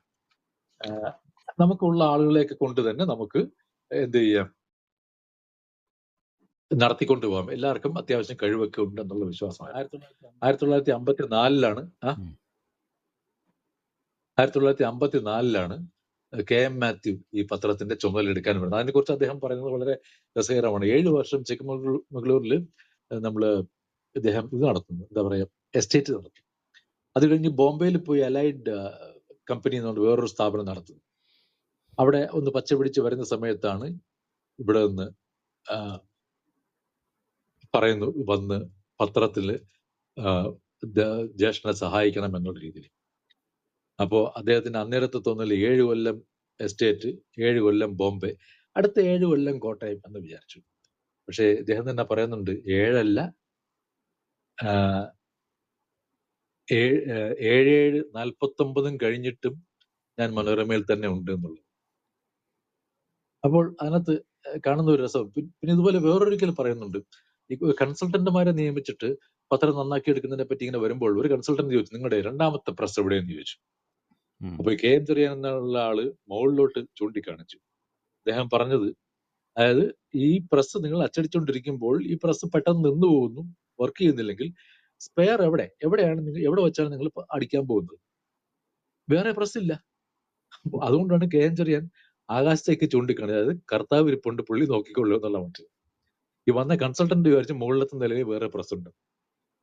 അപ്പോഴാണ് ഈ പറഞ്ഞ കെ എം മാത്യു ഉൾപ്പെടെയുള്ള ആളുകൾക്ക് കത്തുന്നത്, ദൈവമേ, ഒറ്റ പ്രസ്സും കൊണ്ടാണല്ലോ ഇത് ഓടിച്ചുകൊണ്ടിരുന്നത്.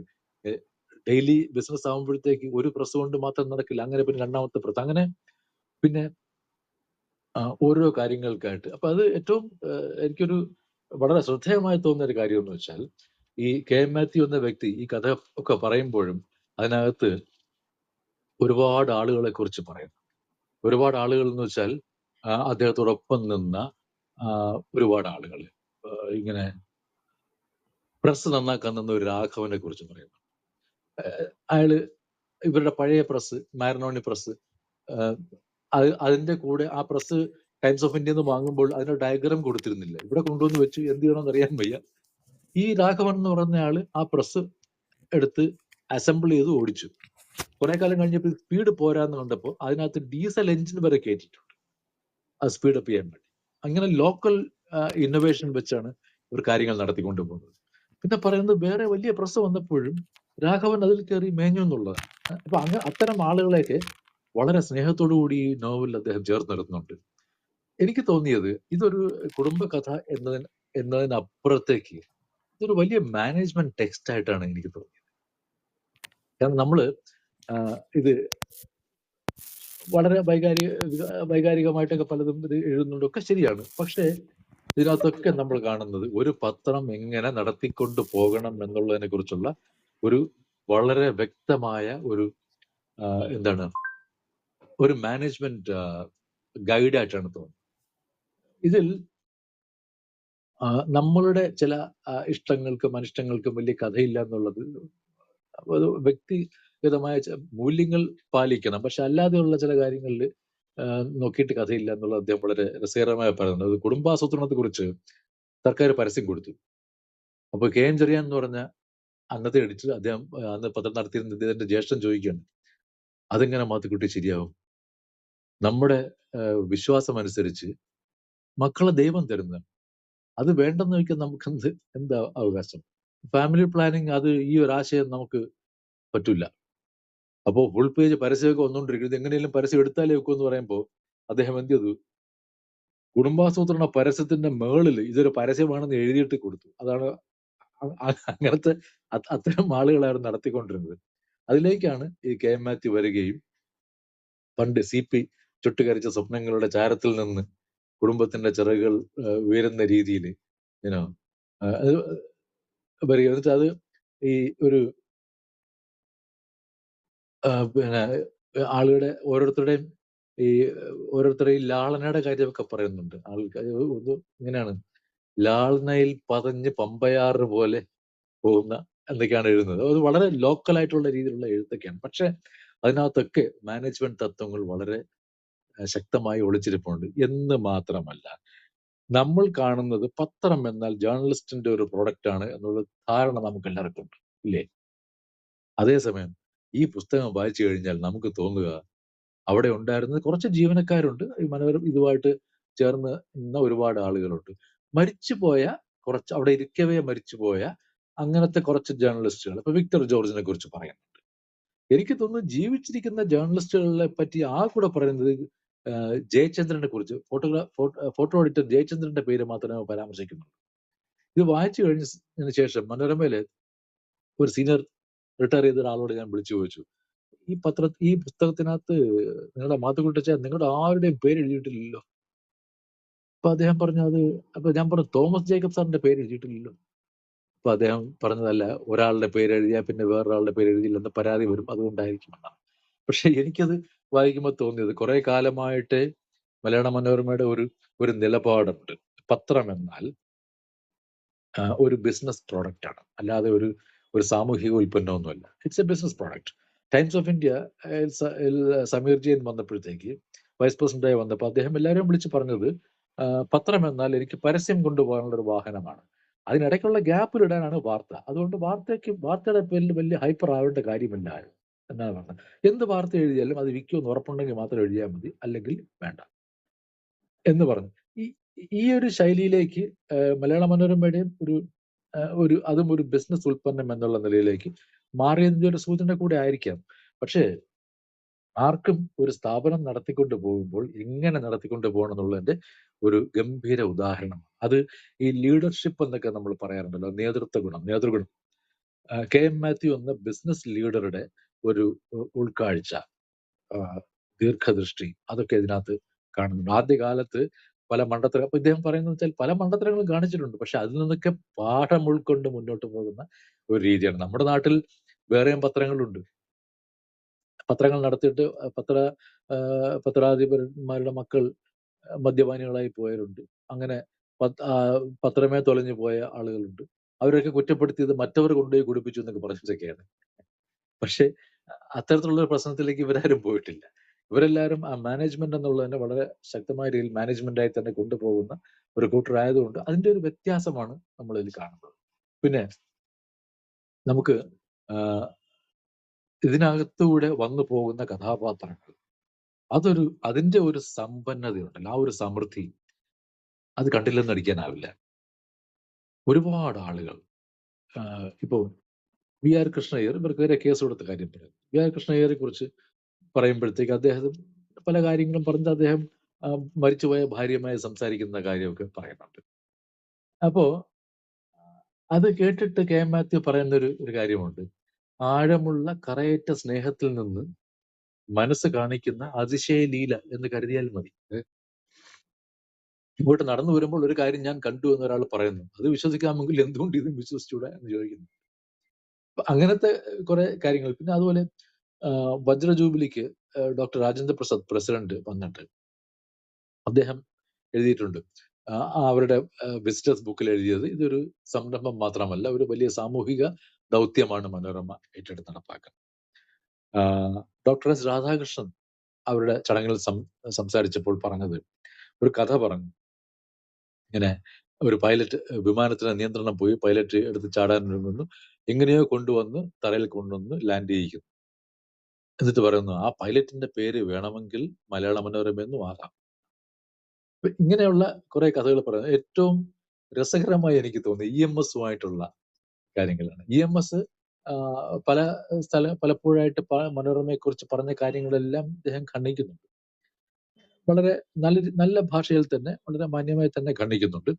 എന്നിട്ട് ഇതൊക്കെ പറയുമ്പോൾ EMS അവിടെ വന്നു, മലയാള മനോരമ സന്ദർശിച്ചു. അപ്പോൾ പറഞ്ഞു, സന്ദർശക പുസ്തകത്തിൽ ഇത് ഡോക്ടർ രാജേന്ദ്ര പ്രസാദാണ് ആദ്യം എഴുതിയത്, തിരുമേനിയും കൂടെ ഒന്ന് എഴുതണമെന്ന് പറഞ്ഞു. EMS എന്ത് എഴുതിയിരിക്കുമെന്നാണ് ഊഹിക്കുക? EMS എഴുതി, ഞാൻ ഇന്ന് മലയാള മനോരമ സന്ദർശിച്ചു, അത്രേ ഉള്ളൂ. അപ്പോ KM മാത്യു പറഞ്ഞു, ബുദ്ധിമാൻ. കാരണം മനോരമയെ പ്രശംസിച്ചു എന്ന് കണ്ടു കഴിഞ്ഞാൽ അത് പിറ്റേന്ന് വാർത്തയാകും, പ്രശ്നമാകും. അതുകൊണ്ട് പാർട്ടിക്കകത്ത് തന്നെ പ്രശ്നം വരും. അതുകൊണ്ട് EMS ഞാൻ സന്ദർശിച്ചു എന്ന് മാത്രം എഴുതിയിട്ട് പോകുന്നില്ല. ഇതുപോലെ കഥകളുടെ ഒരു ശൃംഖല തന്നെയാണ്. ഇപ്പൊ കോട്ടയത്ത് ഇപ്പൊ ബാലികാമഠം സ്കൂളിന്റെ കാര്യം പറയുന്നുണ്ട്, ബേക്കർ ഫെന്നിന്റെ കാര്യം പറയുന്നുണ്ട്. ഒരു ചാത്തുമേനോൻ ആയിരുന്നു പിന്നെ ജോസഫ് ഫെൻ എന്ന പേരിൽ പിന്നീട് വന്നതെന്നുള്ളത് ആ കഥയും പറയുന്നുണ്ട്. ഇത് പറഞ്ഞു വരുമ്പോഴെങ്ങനെയാണ്, നമ്മള് സാധാരണ ഞാൻ ആദ്യം പറഞ്ഞില്ല, ഇവരുടെ ഒരു ശൃംഖല, കുടുംബത്തിന്റെ തന്നെ ഒരു ബന്ധത്തിന്റെ ഒരു ശൃംഖല, അത് കണ്ടാൽ നമ്മൾ അത്ഭുതപ്പെട്ടു. കാരണം ഇത്രയേറെ പ്രഗത്ഭമതികളായ വ്യക്തികൾ ഇവരുടെ കുടുംബത്തിൽ, ഒരു എക്സ്റ്റെൻഡഡ് ഫാമിലിയിൽ ഉണ്ടല്ലോ എന്നുള്ളതാണ്. ഒരു അശോക് എന്നൊരാളിനെ പറ്റി, ഒരു കൺസൾട്ടന്റിനെ പറ്റി പറഞ്ഞു തുടങ്ങി. അശോക് എന്ന് പറയുന്ന ഇദ്ദേഹത്തിന്റെ സഹോദരിയുടെ മകളുടെ മകനാണ്. അത് പറഞ്ഞു തുടങ്ങുമ്പോൾ തന്നെ പറയുന്നത്, അശോകിനെ പറ്റി പറയുമ്പോൾ എനിക്ക് അല്പം ആവേശം കൂടുന്നുണ്ടെന്ന് തോന്നുന്നുണ്ടോ? എന്നിട്ട് പറഞ്ഞു, ജനിച്ച് 15-ാം ദിവസം അമ്മയില്ലാത്ത ലോകത്തേക്ക് കടന്ന കുട്ടിയാണ്. അപ്പം ആ പയ്യൻ ഇങ്ങനെ പോയി ലോകം അറിയുന്ന ഒരു കൺസൾട്ടന്റ് ആയിട്ട് മാറുകയും അയാളുടെ സേവനം മനോരമയ്ക്ക് കൊടുക്കുകയൊക്കെ ചെയ്യുന്ന കഥകൾ ഇഷ്ടംപോലെ ഉണ്ട്. അപ്പൊ അതുപോലെ ഓരോ കാര്യത്തിലും ഇവരുടെ കോണ്ടാക്റ്റുകളാണ്. എനിക്ക് അതാണ് വളരെ ഒരു അത്ഭുതകരമായി തോന്നുന്നത്. ഓരോ ആളുകളെയും കോണ്ടാക്ട് ഉണ്ടാവുകയും ആ കോണ്ടാക്ട് നിലനിർത്തുകയും ചെയ്യുന്നു എന്നുള്ളതാണ്. ഈ ഇവരുടെ മനോരമയുടെ ഒരു എഡിറ്റർ ആയിരുന്ന ഒരാൾ മരിച്ചപ്പോൾ ഈ വിവരം IK ഗുജറാൾ അറിഞ്ഞിട്ട് ശ്രീമതി KM മാത്യുവിന് ഒരു അനുശോചന കത്ത് വന്നു. KM മാത്യുവിന്റെ നിര്യാണത്തിൽ അനുശോചിച്ചുകൊണ്ട്. അപ്പൊ ഇദ്ദേഹം തിരിച്ചെഴുതി, ശ്രീ ഗുജറാൾ കത്ത് കിട്ടി, ഞാനല്ല മരിച്ചത് എന്ന് പറഞ്ഞു. എന്നിട്ട് പിന്നെ ഗുജറാൾ പിന്നെ ഒരുപാട് അപ്പോളൈസ് ചെയ്ത കാര്യമൊക്കെ പറഞ്ഞു. അങ്ങനെ ഒരുപാട് രസകരമായ കാര്യങ്ങൾ ഇതിനകത്ത് പറയുന്നുണ്ട്. അപ്പൊ ശരിക്കും പറഞ്ഞാൽ നമുക്ക് ഇപ്പം പത്രലേഖകരെ കുറിച്ച് പറയുന്നില്ലെങ്കിലും അതിനകത്ത് ഈ പത്രത്തെ ഏജന്റുമാരെ കുറിച്ച് പറയുന്നുണ്ട്. എത്രയോ ഏജന്റുമാർ ഇതിനു വേണ്ടി ജീവിച്ച ആളുകളെ കുറിച്ച് പറയുന്നുണ്ട്. അപ്പോൾ എനിക്ക് എന്റെ ഒരു കുരുട്ട് ബുദ്ധിയില്ല നേരം തോന്നിയ ഒരു തോന്നലാണ്. മുമ്പ് ഒരിക്കലും എന്നോട് ഒരു മീഡിയ എക്സിക്യൂട്ടീവ്, അത് മലയാള മനോരമയുടെ തന്നെ ഒരു മാർക്കറ്റിംഗ് എക്സിക്യൂട്ടീവ് എന്നോട് വന്നിട്ട് പരസ്യത്തിന്റെ കാര്യത്തിനായിട്ട്, ഞാൻ KCB-യിലായിരിക്കുമ്പോഴാണ് തോന്നുന്നു, ഇഷ്ടംപോലെ പരസ്യം കൊടുക്കുന്ന സ്ഥാപനമായിരുന്നു. അതുകൊണ്ട് ഞാനൊരു പരസ്യദാതാവ് എന്നുള്ള നിലയിൽ എന്നോടുള്ള ബഹുമാനം കൂടിയിട്ട് വന്നതാണ്. അവിടെ നിന്ന് മാറിക്കഴിഞ്ഞപ്പോ പിന്നെ ആരും നമ്മളെ തിരിഞ്ഞു നോക്കില്ല, കാരണം പരസ്യം കൊടുക്കാനില്ലല്ലോ. അപ്പോ രാജ്ഭവനിൽ പോയപ്പോ പിന്നെ ആരും വിളിക്കില്ല, കാരണം അവിടെ നിന്ന് പരസ്യമൊന്നും കൊടുക്കാനില്ല. KCB-ന്ന് കോടിക്കണക്കിന് രൂപയുടെ പരസ്യം കിട്ടുന്നതുകൊണ്ട് എല്ലാവരും ഇങ്ങനെ ഓടി വരും. അപ്പൊ ആളിങ്ങനെ എന്നോട് പറഞ്ഞൊരു വാക്യമുണ്ട്, ഇവന്മാർക്കറിയില്ല എങ്ങനെയാണ് മാസം തോറും ശമ്പളം കൊടുക്കുന്നതാണ്. ഞാൻ ഏവന്മാർക്ക് അറിയില്ല, ഈ എഴുതുന്ന ആളുകൾക്ക്. അപ്പൊ അപ്പൊ നമ്മൾ ഒക്കെ കരുതുന്നത് പത്രമെന്ന് പറയുമ്പോൾ തോമസ് ജേക്കബാണ്, ജോൺ മുണ്ടക്കയമാണ്, ജോണി ലൂക്കോസ് എന്നൊക്കെ വിചാരിക്കുമ്പോൾ മാർക്കറ്റിംഗ് കാര്യം പറയുകയാണെങ്കിൽ ഇവന്മാർക്കൊന്നും അറിയില്ല എങ്ങനെയാണ് നടത്തിക്കൊണ്ടു പോകുന്നത്. കാരണം അത്രയ്ക്ക് ഇവരെ ഒരു കഥയില്ലാത്ത ആളുകളെ എന്നുള്ള രീതിയിലാണ് ഈ പറയുന്നത്. കാരണം അത് മാർക്കറ്റ് ചെയ്യുന്നത് ഞങ്ങളാണ് കാശുണ്ടാക്കുന്നത് എന്നുള്ളത്. അത് ഇപ്പോൾ ഇതിനകത്ത് മാർക്കറ്റിങ്ങിന്റെ തന്നെ ഒരുപാട് പാഠങ്ങൾ നമുക്ക് പഠിക്കാനുണ്ട്. മനോരമ പ്രസ് വാങ്ങിക്കുന്നു. പുതിയൊരു പ്രസ് വാങ്ങിക്കാൻ നേരത്തെ എങ്ങനെയാണ് വാങ്ങുന്നത്? നമുക്ക് നമ്മുടെയൊക്കെ ഒരു ധാരണ എന്താണ്? നീക്കിയിരിപ്പുള്ള കാശെടുത്ത് കൊടുത്ത് പ്രസ് വാങ്ങുന്നു, പ്രശ്നമില്ല. പക്ഷെ അതല്ല ചെയ്യുന്നത്. ആജീവനാന്ത വരിസംഖ്യ എന്ന് പറഞ്ഞൊരു പരസ്യം കൊടുത്തു. എത്രയോ ആളുകൾ ചേർന്നിട്ട് കാശ് കൊടുക്കുന്നു. പണ്ട് മനോരമ വീണ്ടും പൂട്ടിയതിനു ശേഷം വീണ്ടും തുറക്കുമ്പോൾ 1 ലക്ഷം രൂപയുടെ കടം ബാങ്കിൽ ഉണ്ടായിരുന്നു. അത് ചെറിയ എന്തോ ഒരു തുക കിടന്നത് 1 ലക്ഷം രൂപ ആക്കി CPM പാർട്ടിയും ചേർന്ന് ആക്കി വെച്ചിരുന്നതാണ്. അങ്ങനെ 1 ലക്ഷം രൂപയുടെ കടം ഉണ്ടായിരുന്നു. ഈ കടം തീർക്കാൻ മാർഗമില്ല. ഓരോരുത്തർക്കും 25 രൂപ 50 രൂപ വെച്ചുള്ള ശമ്പളമൊക്കെയാണ് കൊടുക്കുക. അപ്പോ 15 കുടുംബങ്ങളിൽ നിന്നാണ് 1 ലക്ഷം രൂപ സമാഹരിച്ചത്. അങ്ങനെ സമാഹരിച്ച അവരെ കുറിച്ചൊക്കെ ഇദ്ദേഹം പറയുന്ന ഒരു കൃതജ്ഞതയുടെ ഒരു ഭാഷയുണ്ട്. അത് കണ്ടു പഠിക്കേണ്ട ഒരു എഴുത്ത് രീതിയാണ്. പിന്നെ അതുപോലെ വായനക്കാരുടെ ഇങ്ങനെ സബ്സ്ക്രിപ്ഷൻ എടുത്തിട്ട് പ്രസ് വാങ്ങിക്കുന്നത്, ഇതൊക്കെ അവരുടെ ഒരു രീതിയാണ്. മറ്റ് പല സ്ഥാപനങ്ങളും വന്ന് ലാഭമൊക്കെ ഉണ്ടാക്കിയെന്നുള്ള പിന്നീട് ഇപ്പൊ അദ്ദേഹം പറയുന്നത് ഇന്നത്തെ ചെലവ് എങ്ങനെ നടത്തും, ശമ്പളം എങ്ങനെ കൊടുക്കും എന്നറിയാതെ ഇവരുടെ ഉണ്ണുണ്ണിച്ചായ എന്ന് പറഞ്ഞ അദ്ദേഹത്തിന്റെ ജ്യേഷ്ഠൻ ഒരു മരത്തിന്റെ കീഴിൽ പോയി തലകുനിച്ച് വിഷമിച്ചിരിക്കുന്നത് കാഴ്ച പല മാസങ്ങളിലും ഇദ്ദേഹം കണ്ടിട്ടുണ്ട്.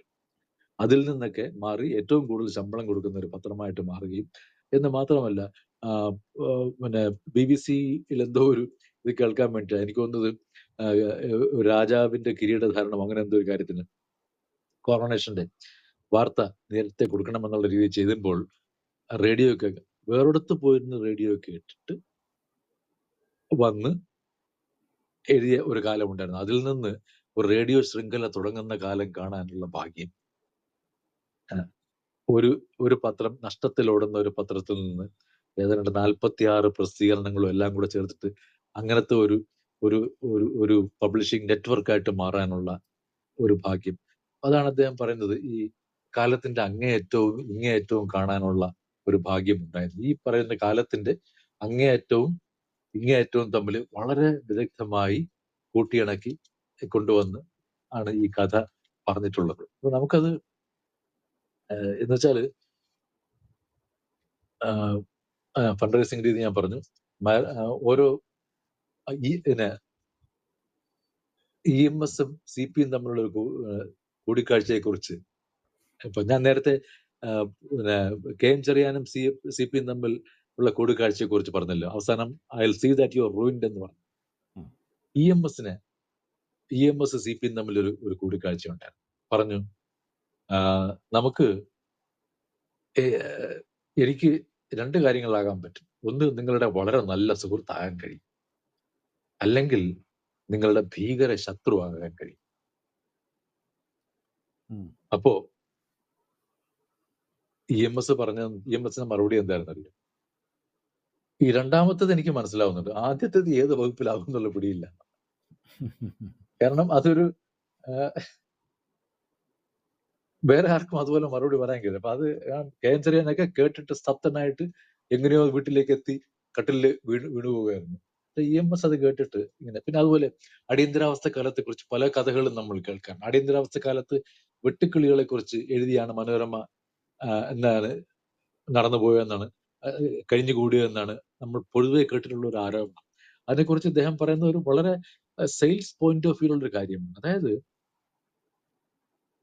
അടിയന്തരാവസ്ഥ വന്നപ്പോൾ TKG നായർ ഉൾപ്പെടെയുള്ള ജേർണലിസ്റ്റുകൾ അവർ പറഞ്ഞു നമുക്ക് അടിയന്തരാവസ്ഥയെ ശക്തിയുക്തം എതിർക്കണമോ സപ്പോർട്ട് ചെയ്യണോ ചോദിക്കുമ്പോൾ ജേർണലിസ്റ്റുകൾ പറഞ്ഞ കാര്യം എന്താണ്? നിങ്ങൾക്ക് എതിർത്ത് വെച്ച് പത്രവും പൂട്ടിയിട്ട് വീട്ടിൽ പോവാം, ഞങ്ങളുടെ കഞ്ഞി ആര് നോക്കും?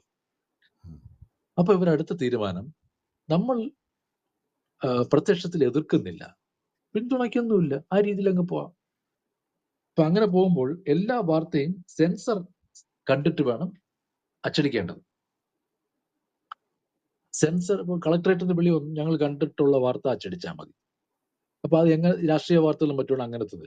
അപ്പൊ ഈ സെൻസറിന്റെ കണ്ണിൽ പെടാത്ത വാർത്തകളുണ്ട്. അപ്പൊ അവിടെയാണ് ഒരു പല ആളുകളും എന്ത് ചെയ്തു, ദേശാഭിമാനി ഉൾപ്പെടെയുള്ള പത്രങ്ങൾ അന്ന് എഡിറ്റോറിയലിന്റെ സ്പേസ് ബ്ലാങ്ക് ആയിട്ടിട്ടു. അതൊരു വലിയ ഒരു വീരോചിതമായ ഒരു കാര്യമായിട്ട് നമ്മൾ പലരും ആഘോഷിക്കുന്നു. ഇന്ത്യൻ എക്സ്പ്രസ് ഒക്കെ ബ്ലാങ്ക് ഇട്ടു. പിറ്റേന്ന് സെൻസർ വിളിച്ചു പറഞ്ഞു, പിള്ളേ ഇങ്ങനെ ബ്ലാങ്ക് ഇടാൻ പറ്റില്ല, മര്യാദയ്ക്ക് വല്ലതും അച്ചടിക്കുന്നത്, ഇല്ലെങ്കിൽ പത്രം പൂട്ടുമെന്ന് പറഞ്ഞു. അത് ഇദ്ദേഹത്തിന്റെ പുസ്തകത്തിൽ കൂടെ അറിയുന്നു. അപ്പോ അന്നേരം ഇതിനെ വെല്ലാൻ എന്തുണ്ട് മാർഗം? അപ്പോഴാണ് മലപ്പുറത്ത് വെട്ടുക്കിളി ശല്യം ഉണ്ടെന്ന് പറഞ്ഞു അതിനെ കുറിച്ച് പരമ്പര എഴുതി. കാരണം ഇവർ നോക്കുന്നത് എങ്ങനെ ഈ പത്രം എങ്ങനെ ഫില്ല് ചെയ്യണം എന്നതിനെ പറ്റി ഒരു ധാരണയില്ല. കാരണം കൊടുക്കാൻ വാർത്തയില്ലാത്തൊരവസ്ഥ വന്നു കഴിഞ്ഞാൽ എന്ത് ചെയ്യും? എന്നിട്ട് പിന്നെ അപ്പോഴാണ് ഈനാമ്പേച്ചി പിടികൂടിയ സംഭവം തിരുവനന്തപുരത്ത് ഒരു ലോക്കൽ ലെവലിൽ വന്നത്. ലോക്കൽ ലെവലിൽ ഉണ്ടാകുന്ന കൗതുക വാർത്തകൾ സ്റ്റേറ്റ് വൈഡ് ആയിട്ട് അടിച്ചിട്ടാണ് വായനക്കാരെ പിടിച്ചിരുന്നത്. മാത്രമല്ല അടിയന്തരാവസ്ഥ കഴിഞ്ഞപ്പോൾ ഇവരുടെ സർക്കുലേഷൻ കൂടുകയാണ് ചെയ്തത്. പല പത്രങ്ങൾക്കും ഒരു പ്രശ്നമായിട്ട് വന്നു. പക്ഷെ അടിയന്തരാവസ്ഥ സമയത്ത് ഇവർക്ക് ഇത് സർക്കുലേഷൻ കൂടി. അത് എന്തുകൊണ്ടാണ്? എന്ത് തരത്തിലുള്ള വാർത്ത അടിച്ചാൽ അത് വിൽക്കാൻ പറ്റും എന്നുള്ളതിനെ പറ്റിയുള്ള ഒരു രീതിയുണ്ട്. പിന്നെ ഓരോ കാര്യങ്ങളിലും ഈ KM മാത്യു എന്ന് പറഞ്ഞ ഒരു മാധ്യമം ഒരു എന്താ മാനേജ്മെന്റ് വിദഗ്ധൻ, മാനേജ്മെന്റ് വൈദഗ്ധ്യം ഒന്നും അദ്ദേഹം ആവശ്യപ്പെടുന്നില്ല. പക്ഷെ അദ്ദേഹം ചെയ്തൊരു പരിപാടി എന്ന് വെച്ചാൽ, ഇപ്പോ ജ്യേഷ്ഠന്റെ വിചാരം എല്ലാവർക്കും ബുദ്ധിയുണ്ട്, ഇവരെയൊക്കെ വെച്ച് ഓടിച്ചോണ്ട് പോകാം. ഞങ്ങൾക്ക് മനസ്സിലായ ഒരു കാര്യം എന്ന് വെച്ചാൽ, ഈ ഇവിടെ ഉള്ള ബുദ്ധിമാന്മാരെ വെച്ചുകൊണ്ട് പത്രം ഓടിച്ചുകൊണ്ട് ലാഭമാക്കാൻ പറ്റില്ല. ഇത് നേരെ നടത്തിക്കൊണ്ട് പോകണമെങ്കിൽ പണി അറിയാവുന്നവനെ കൊണ്ടുവരണം. അങ്ങനെയാണ് പല സ്ഥലത്ത് കൺസൾട്ടന്റുകൾ കൊണ്ടുവന്നത്.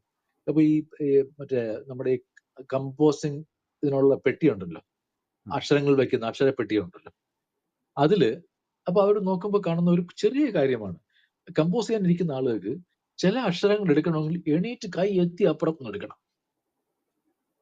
അപ്പൊ ഇത് ഒരു സായിപ്പ് വന്ന് പറഞ്ഞ്, സായിപ്പ് വന്ന് ചൂണ്ടിക്കാണിച്ച് പറഞ്ഞത് ഇത് ശരിയാവില്ല, ഇങ്ങനെ വെച്ചിട്ട് എന്താണ് ഇത് എഫിഷ്യൻസി ഉള്ള കാര്യമല്ല.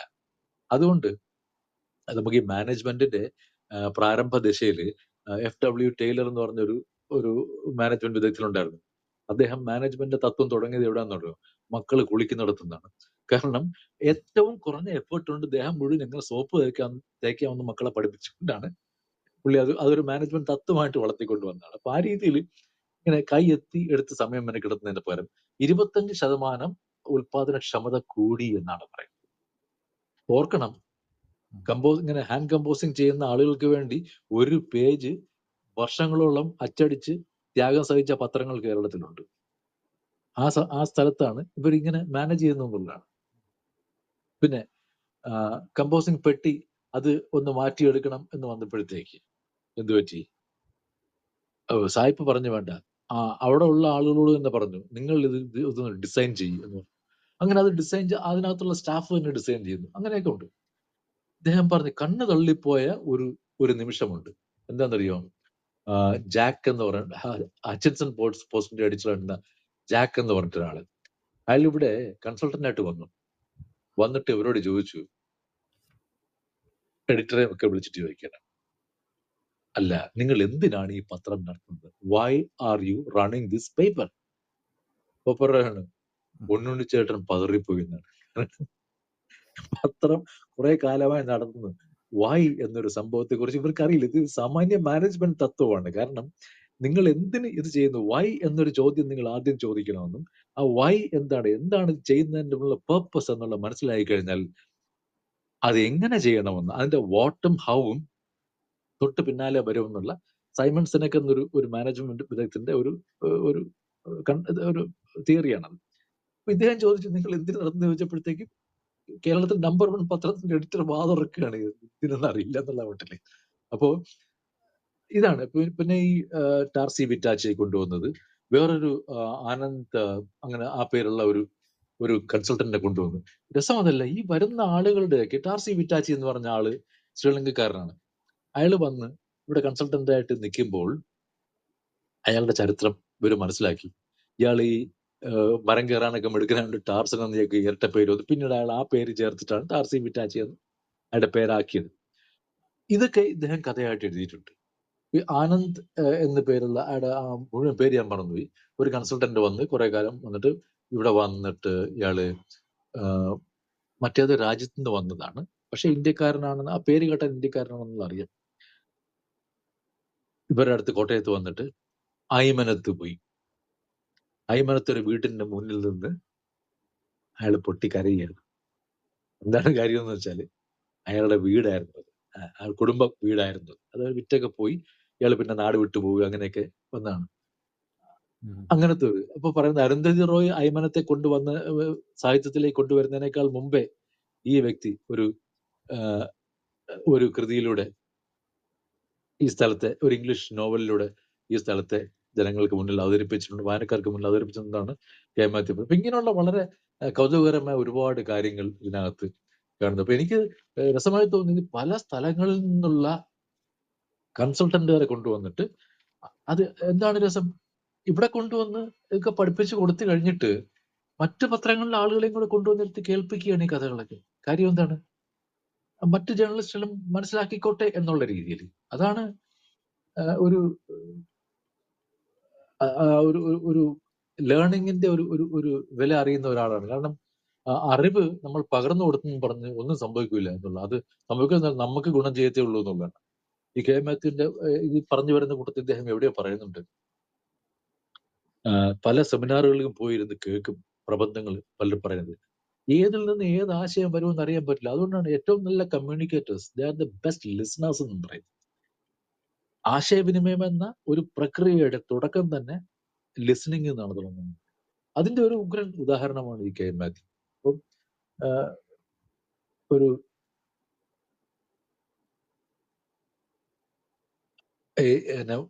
ഏറ്റവും രസം, കടുപ്പപ്പെട്ട ഒരു വാക്ക് പോലും ഇതിനകത്ത് ഉപയോഗിക്കുന്നില്ല.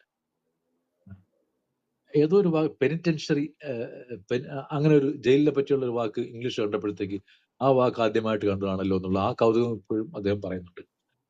എന്ന് മാത്രമല്ല എനിക്ക് വളരെ നമ്മുടെ ഒരു പേഴ്സണൽ അനുഭവത്തിൽ നമുക്ക് തോന്നുന്നതെന്ന് വെച്ചാല്, ഒരു ബിസിനസ് ലീഡർ എന്നുള്ള നിലയിൽ ഇദ്ദേഹം ഏറ്റവും മുൻനിരയിൽ തന്നെ നിന്ന ഒരു വ്യക്തിയാണ്. ലീഡർഷിപ്പിന്റെ ഒരു ക്വാളിറ്റി എന്താണ്? മാനേജ്മെന്റുമായി വാക്കിംഗ് അറൗണ്ട് എന്നാണ്, എല്ലായിടവും നടന്ന് ഇങ്ങനെ പോയി പലതും മറ്റുള്ളവർ കാണാത്തത് കണ്ടെത്തുന്ന ഒരു രീതിയുണ്ട്. അത് ആളുകളെ മര്യാദയ്ക്ക് ട്രീറ്റ് ചെയ്യുന്ന ഒരു രീതിയുണ്ട്. ഞാൻ തന്നെ ജേർണലിസ്റ്റ് ട്രെയിനിങ്ങുള്ള ഇന്റർവ്യൂവിന് പോയപ്പോൾ 86 മറ്റോ 86 ആ ഇന്റർവ്യൂവിന് പോകുമ്പോൾ എനിക്ക് 8-9 പേര് ഇരുന്നിട്ടാണ് ഇന്റർവ്യൂ നടന്നത്. അതിന്റെ നടുക്ക് ഈ കെ എം മാത്യു എന്ന വ്യക്തിയുണ്ട്. ഞാൻ അതിനുശേഷം പല ഇന്റർവ്യൂകളിൽ പോയിട്ടുണ്ട്. മാധ്യമ സ്ഥാപനങ്ങളിൽ ഇന്റർവ്യൂവിന് പോയിട്ടുണ്ട്, കോളേജുകളിൽ പോയിട്ടുണ്ട്, UPSCയിൽ പോയിട്ടുണ്ട്, യൂണിവേഴ്സിറ്റി പല സ്ഥലങ്ങളിൽ ഇന്റർവ്യൂവിന് പോയിട്ടുണ്ട്. ഞാൻ ഇന്നും കാണുന്ന ഏറ്റവും പ്രൊഫഷണൽ ആയിട്ടുള്ള ഇന്റർവ്യൂ നടത്തപ്പോൾ ഇദ്ദേഹം പേര് നടത്തുന്നതാണ്.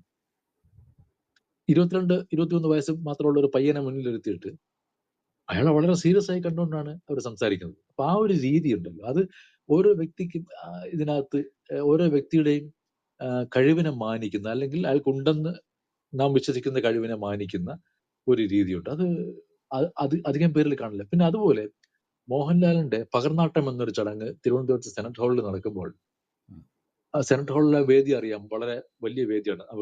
5-10 അല്ല, 200 പേർക്ക് വേണമെങ്കിൽ ഇരിക്കാൻ പറ്റുന്ന അത്രയ്ക്ക് വലിയ വേദിയാണ്. ആ വേദിയിലിരുന്ന് പ്രസംഗം തുടങ്ങി അല്പം കഴിഞ്ഞപ്പോൾ അധ്യക്ഷനായിരുന്ന കെ എം മാത്യു എണീറ്റ് ഒരാൾ പ്രസംഗിച്ചു കഴിഞ്ഞപ്പോൾ അധ്യക്ഷ പ്രസംഗത്തിന് മുമ്പായി തന്നെ ഇദ്ദേഹം എണീറ്റ് ഒന്ന് മൈക്കെടുത്തു. എന്നിട്ട് പറഞ്ഞു, എല്ലാം കൊള്ളാം, ഈ വേദിയിൽ ഇരിക്കുന്നവർ പറയുന്നത് എന്തെന്ന് സദസ്സിൽ ഇരിക്കുന്നവർ കേൾക്കാൻ പറ്റുന്നുണ്ട്, പക്ഷെ ഞങ്ങൾക്ക് കേൾക്കാൻ കഴിയുന്നില്ല. അതിന് ബന്ധപ്പെട്ടവർ വേണ്ടത് എന്താന്ന് വെച്ചാൽ ചെയ്താൽ കൊള്ളാം.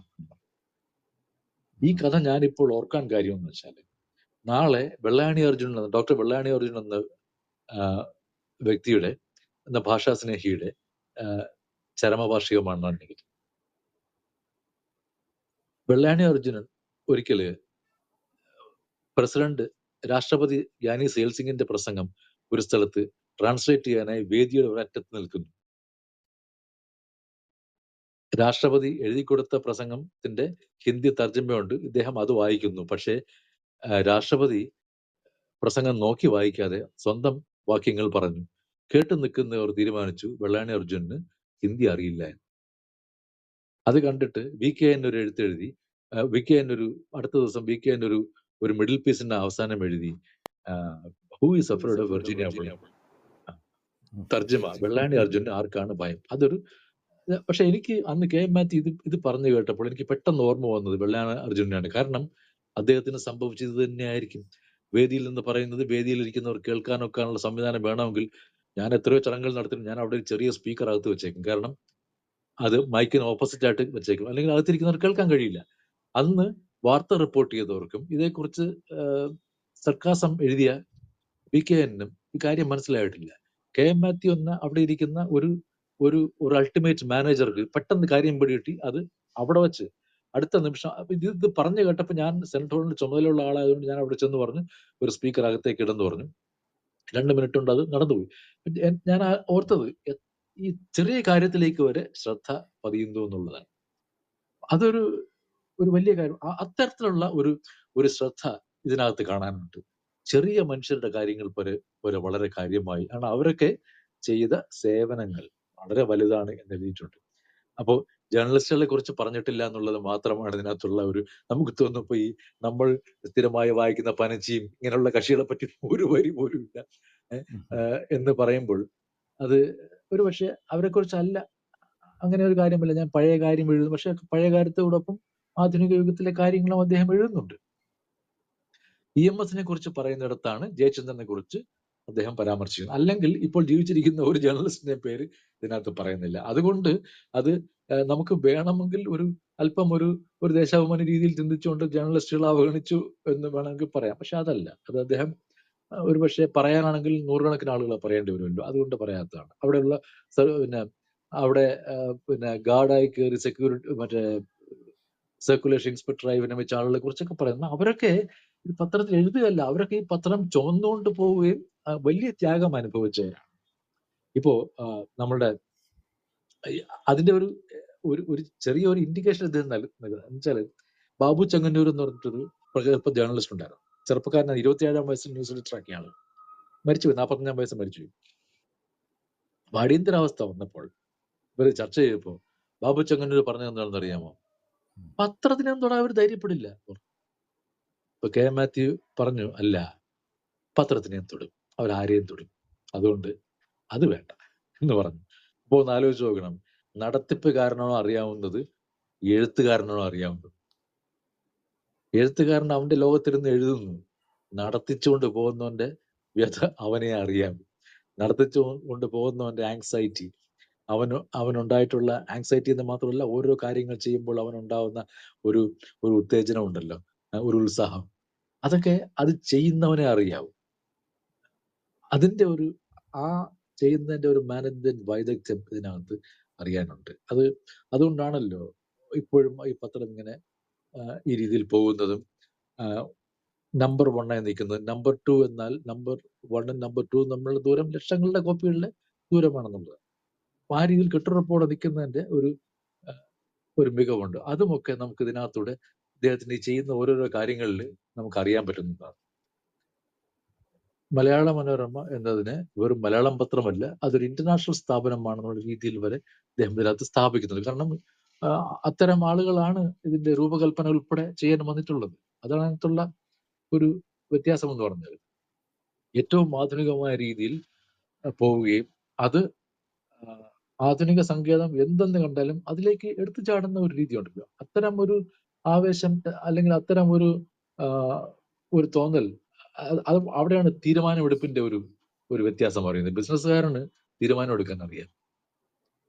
എടുക്കുന്ന തീരുമാനം ശരിയാവണമെന്നില്ല, പക്ഷെ തീരുമാനം എടുത്തിരിക്കും പെട്ടെന്ന്.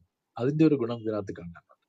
അപ്പൊ അത്തരത്തിലുള്ള ഒരു നോവലെന്നോ ഒരു ഓട്ടോബയോഗ്രഫി എന്ന് പറയുന്നതിനെക്കാട്ടിലും എനിക്കിതിനെ ഒരു മാധ്യമം നടത്തിപ്പിന്റെ ഒരു ഗംഭീര കൃതിയായിട്ട് കാണാനാണ് എനിക്ക് ആഗ്രഹമുള്ളത്. കാരണം എനിക്ക് അങ്ങനെയാണ് അത് തോന്നുന്നത്.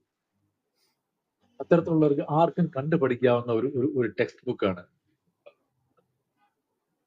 ഇതിനെ ആ രീതിയിൽ കാണാൻ തന്നെയാണ് ഞാൻ കാണുന്നത്. ഇപ്പൊ ഇദ്ദേഹം ഈ എന്റെ ജീവിതത്തിന്റെ പോക്കുവയിലിൽ ഇരുന്നാണ് ഞാൻ ഈ കഥ പൂർത്തിയാക്കുന്നത്.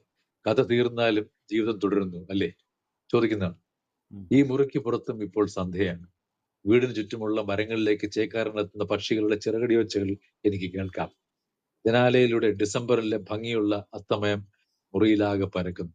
ഇരുളാൻ സമയമായിട്ടില്ല എന്ന് എഴുതി അവസാനിപ്പിക്കും. അത് കഴിഞ്ഞു 2 വർഷം പോലും അദ്ദേഹം ജീവിച്ചിരുന്നില്ല അല്ലേ? ഇല്ല. അത് എല്ലാത്തിനും ഒരു സമയമുണ്ടെന്ന് പറയുന്ന രീതിയിൽ ആ സമയത്ത് ചെയ്യേണ്ട കാര്യം ചെയ്തു തീർത്തു. എന്ന് മാത്രമല്ല, അച്ഛൻ മക്കൾക്ക് 8ാമത്തെ മോതിരം കൊടുത്ത പോലെ ഇദ്ദേഹം മക്കൾക്ക് ഭാര്യയുടെ സ്വർണമെടുത്ത് കുരിശുമാല ഉണ്ടാക്കി കൊടുത്തിട്ടുണ്ട്.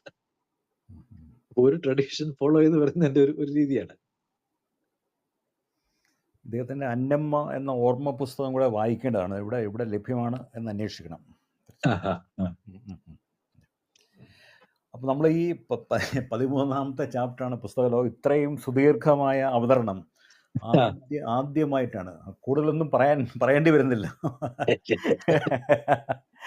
പുസ്തകം വായിക്കാത്തവർക്ക് വായിക്കണം എന്നുമില്ല ഇനി അല്ലേ? അതെല്ലാം സമഗ്രമായി ആദ്യം മുതൽ അവസാനം വരെ സമഗ്രമായി ഇതിൽ ചർച്ച ചെയ്തിട്ടുണ്ട് അല്ലേ ഹേമ? ഈ വായിച്ചൊരാൾ പൂർണ്ണമായിട്ട് വായിച്ചു മറ്റാൾ. അത് സത്യമാണ്. സമ്പൂർണമായ അവതരണം എന്ന് തന്നെ പറയണം. കാരണം ഏറ്റവും പരാമർശിക്കപ്പെടേണ്ടതെന്ന് നമ്മൾ മനസ്സിൽ കാണുന്ന ഓരോ കാര്യങ്ങളും അദ്ദേഹം എടുത്തെടുത്ത് പറഞ്ഞു, വിശദീകരിച്ചു പറഞ്ഞു. അത് വളരെ കൃത്യമായിട്ടുള്ള വിവരണം തന്നെയായിരുന്നു. ഈ പുസ്തകം അതിന്റെ ചരിത്ര പ്രാധാന്യം, പിന്നെ ഇതിൽ പരാമർശിക്കുന്ന വ്യക്തികളുടെ സംഭവങ്ങളെല്ലാം തന്നെ ഇതില് ഉൾക്കൊള്ളിക്കാനായിട്ട് കുറച്ച് സമയം കൊണ്ട് ഇത്രയും വലിയ ഒരു പുസ്തകമാണ് സത്യത്തിൽ നമ്മൾ ഇതുവരെ എടുത്തതിൽ വെച്ചിട്ട് കുറച്ചധികം വലിപ്പം കൊണ്ട് വലിയൊരു പുസ്തകം കൂടിയാണത്. ഒരു 400-500 പേജ്. അതെ, 512 പേജ് ഉണ്ട്.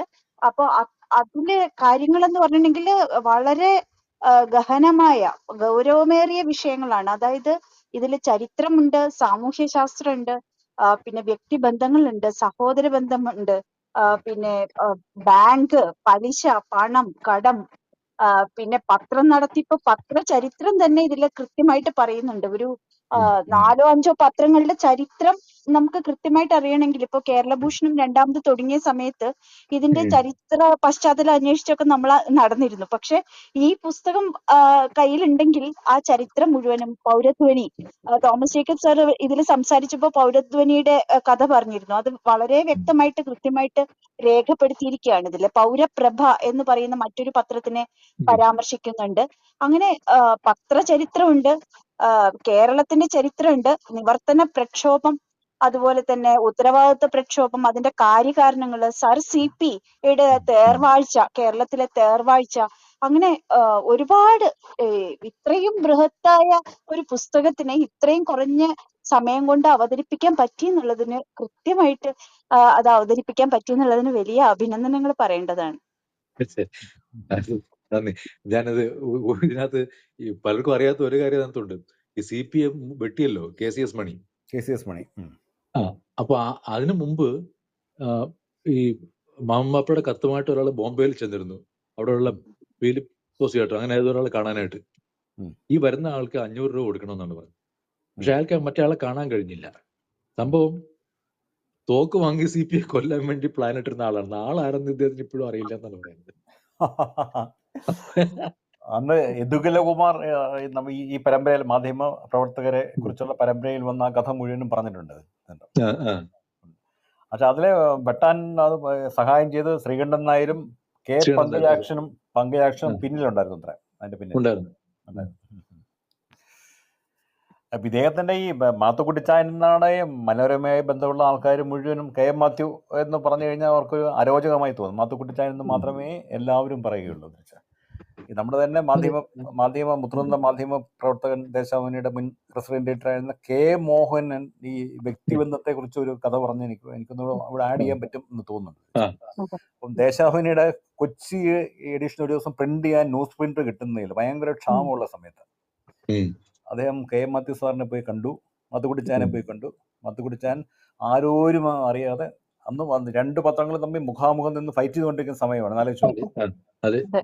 ന്യൂസ് പ്രിന്റ് എത്തിച്ചു കൊടുത്തു. അതിലാണ് പ്രിന്റ് ചെയ്തുകൊണ്ടിരുന്നത് ഒരാഴ്ച. അല്ല അങ്ങനെ ഒരുപാട്. പിന്നെ ഇതുപോലെ ഇദ്ദേഹത്തിന്റെ ഒരു ചുമ്മാർ കൂടെ രാജിക്കത്ത് കൊടുക്കും. KR ചുമ്മാർ ഉണ്ടായിരുന്നു. പുള്ളിക്ക് ദേഷ്യം വരുമ്പോ രാജിക്കത്ത്, കൊച്ചു കാര്യങ്ങൾക്കാണ് രാജി അറിയിക്കുക. അപ്പൊ ഈ രാജിക്കത്ത് കൊടുക്കുമ്പോൾ പലപ്പോഴും രാജിക്കത്ത് KM മാത്യുവിന്റെ അടുത്ത് എത്തില്ല. ഒരിക്കലും ഇങ്ങനെ 2-3 തവണ ഇങ്ങനെ വന്നപ്പോ അയാളെ അന്വേഷിച്ച് വീണ്ടും തുടരുന്നു. ഒടുവിൽ ചുമ്മാറ് ഇനി ഇങ്ങനെ രാജിക്കത്ത് തരുന്നത് ഞാനിതിങ്ങ് എനിക്ക് ചുമ്മാറോട്ട് ഒത്തു പറയാൻ എപ്പോ സാധിക്കില്ല എന്നുള്ളൂ ഞാൻ പറയാം. അന്നേരം ചുമ്മാറ് പോയിക്കൊണ്ടാണ്. അതിനുശേഷം അയാൾ രാജിക്കത്ത് എഴുതിയിട്ടില്ല. അതുപോലെ വളരെ സൗമ്യമായിട്ട് പെരുമാറുള്ള, ഒരു കാരണവശാലും ഈ കടുത്ത ഭാഷ ഉപയോഗിക്കത്തില്ല. ഈ വൈക്കം മധു ഒരു അനുഭവം പറഞ്ഞിട്ടുണ്ട്. ഇങ്ങനെ എന്തെങ്കിലും തെറ്റൊക്കെ വന്നു കഴിഞ്ഞാൽ പിന്നെ ഒറ്റയ്ക്ക് ചേംബറിലേക്ക് വിളിപ്പിച്ചിട്ട് അല്ലെന്ന് ആലോചിച്ച് നോക്കൂ, ഇതൊക്കെ വായിക്കുന്ന ആൾക്കാർ എന്ത് വിചാരിക്കും, അങ്ങനെ വളരെ സൗമ്യമായി കാര്യങ്ങൾ പറയും. അല്ല, അതിൻ്റെ ഒരു കാരണമുണ്ട് പ്രദീപ്. ഇദ്ദേഹത്തിന്റെ ജ്യേഷ്ഠൻ KM ചെറിയാൻ എന്ന് പറഞ്ഞ ആള്, അയാളുടെ സമീപനം അങ്ങനെയായിരുന്നു. ഇപ്പം KM മാത്യു ആദ്യകാലം ചില കാര്യങ്ങൾ ചെയ്യുമ്പോഴത്തേക്ക് അത് പോയത് പോട്ടെ ഇങ്ങനെയാണ് പറയുന്നത്. നീ ചെയ്ത് തെറ്റെന്നല്ല പറയാ, അങ്ങനെയാണല്ലേ, അത് പോയത് പോട്ടെ, അതിന് നമുക്ക് ഇനിയുള്ള കാര്യത്തെ കുറിച്ച് ആലോചിക്കാന്ന് പറയും. അപ്പോ അത് കുറ്റപ്പെടുത്താതെ ഇനി അടുത്ത കാര്യം ആലോചിക്കാമെന്ന് പറയുന്ന ഒരു ഇതുണ്ട്.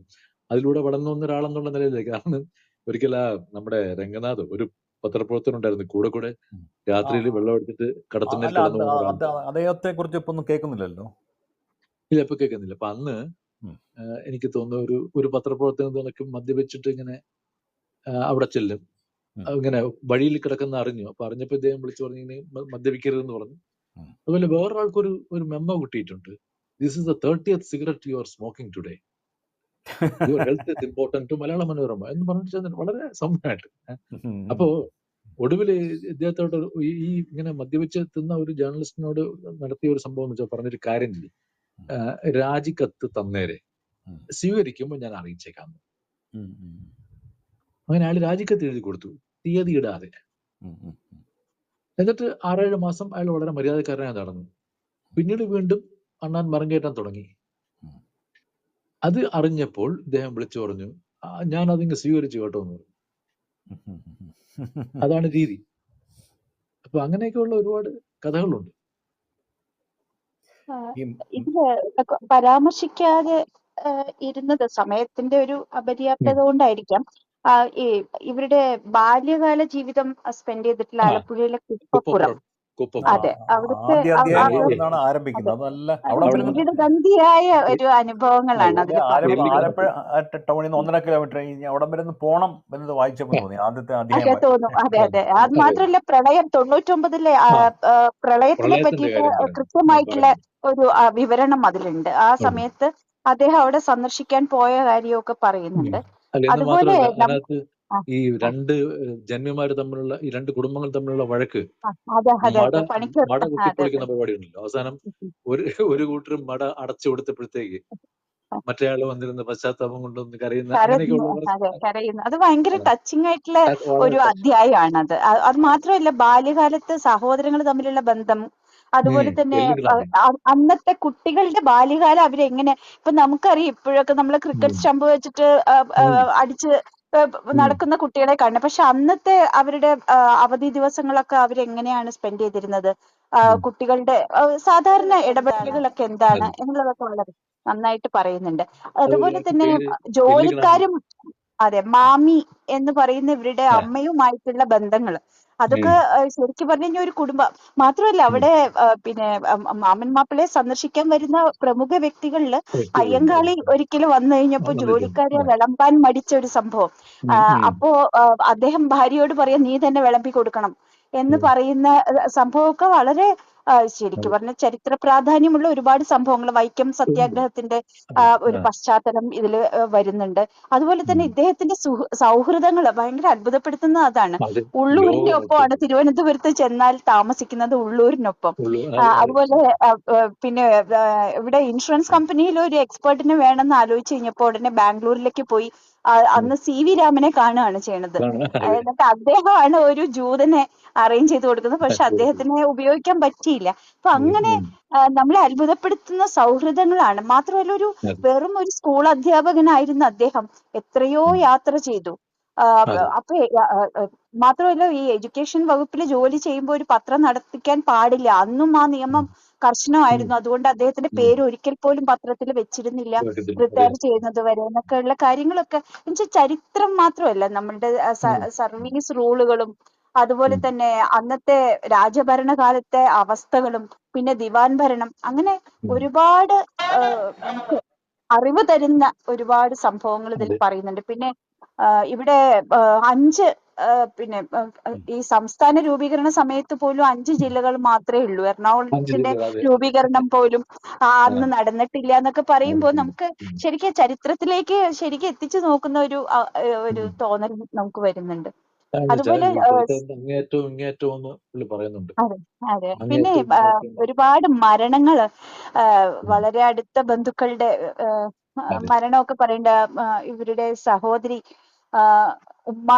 ഉമ്മച്ചി, അവരുടെ മകളുടെ നളിനിയുടെ ടെറ്റനസ് വന്ന് മരിച്ച ആ മകളുടെ മകൻ പിന്നീട് അമ്മൂമ്മയുടെ ഒരു ഞാൻ പറഞ്ഞല്ലോ അശോക് എന്ന് പറഞ്ഞ അശോക് ജേക്കബ്, അദ്ദേഹം ഏറ്റവും വലിയ ഒരു പദവിയിലേക്ക് എത്തിയ കാര്യമൊക്കെ പറയുന്നുണ്ട്. അതുപോലെ തന്നെ നേരത്തെ പറഞ്ഞ ഒരു വാക്കിന്റെ പ്രയോഗം, അത് പിന്നെ ജയിലിലാണെന്നുള്ളതിന് പറയുന്നതിന് പകരം അതെ അതെ, അത് നമുക്ക് അത്ര ഫെമിലിയർ അല്ലാത്ത ഒരു ടേമിലാണ്.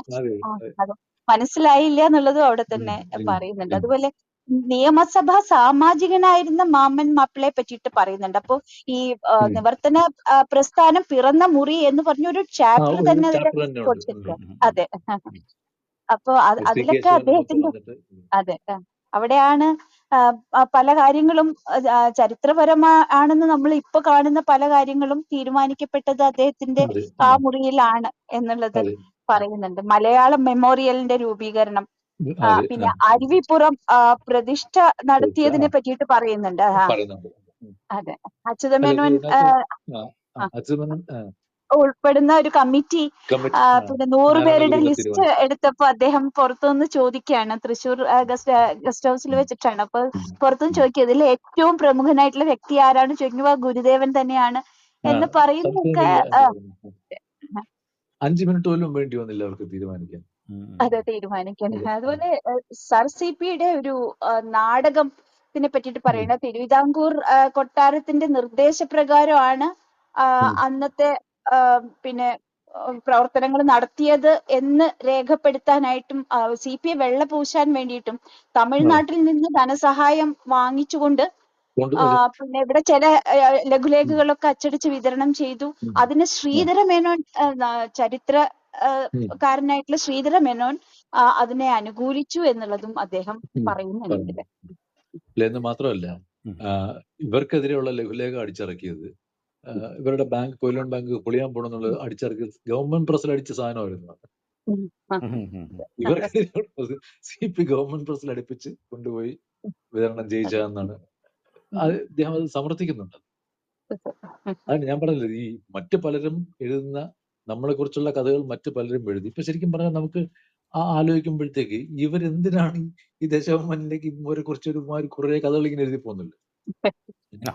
പുസ്തകം ശക്തിധരന്റെ പുസ്തകം തന്നെ ഉണ്ടല്ലോ, ഗവേഷണം പുസ്തകം തന്നെയുണ്ട്. അതൊരു പക്ഷെ ഇത് അതൊന്നും ഇതിലെ ഈ പാർട്ടി നേതാക്കന്മാരോടുള്ള ബഹുമാനത്തിൽ അതൊന്നും ബാധിച്ചിട്ടില്ല. കാര്യം ജയചന്ദ്രന്റെ കാര്യം പറയുന്നു, അത് പറയാനുള്ള പ്രധാനപ്പെട്ട കാര്യമായിട്ട് എനിക്ക് തോന്നിയിട്ടുള്ള കാര്യം EMSനെ ജീവിതാന്ത്യം വരെയും ഫോളോ ചെയ്തിട്ടുള്ളതാണ് ജയചന്ദ്രൻ.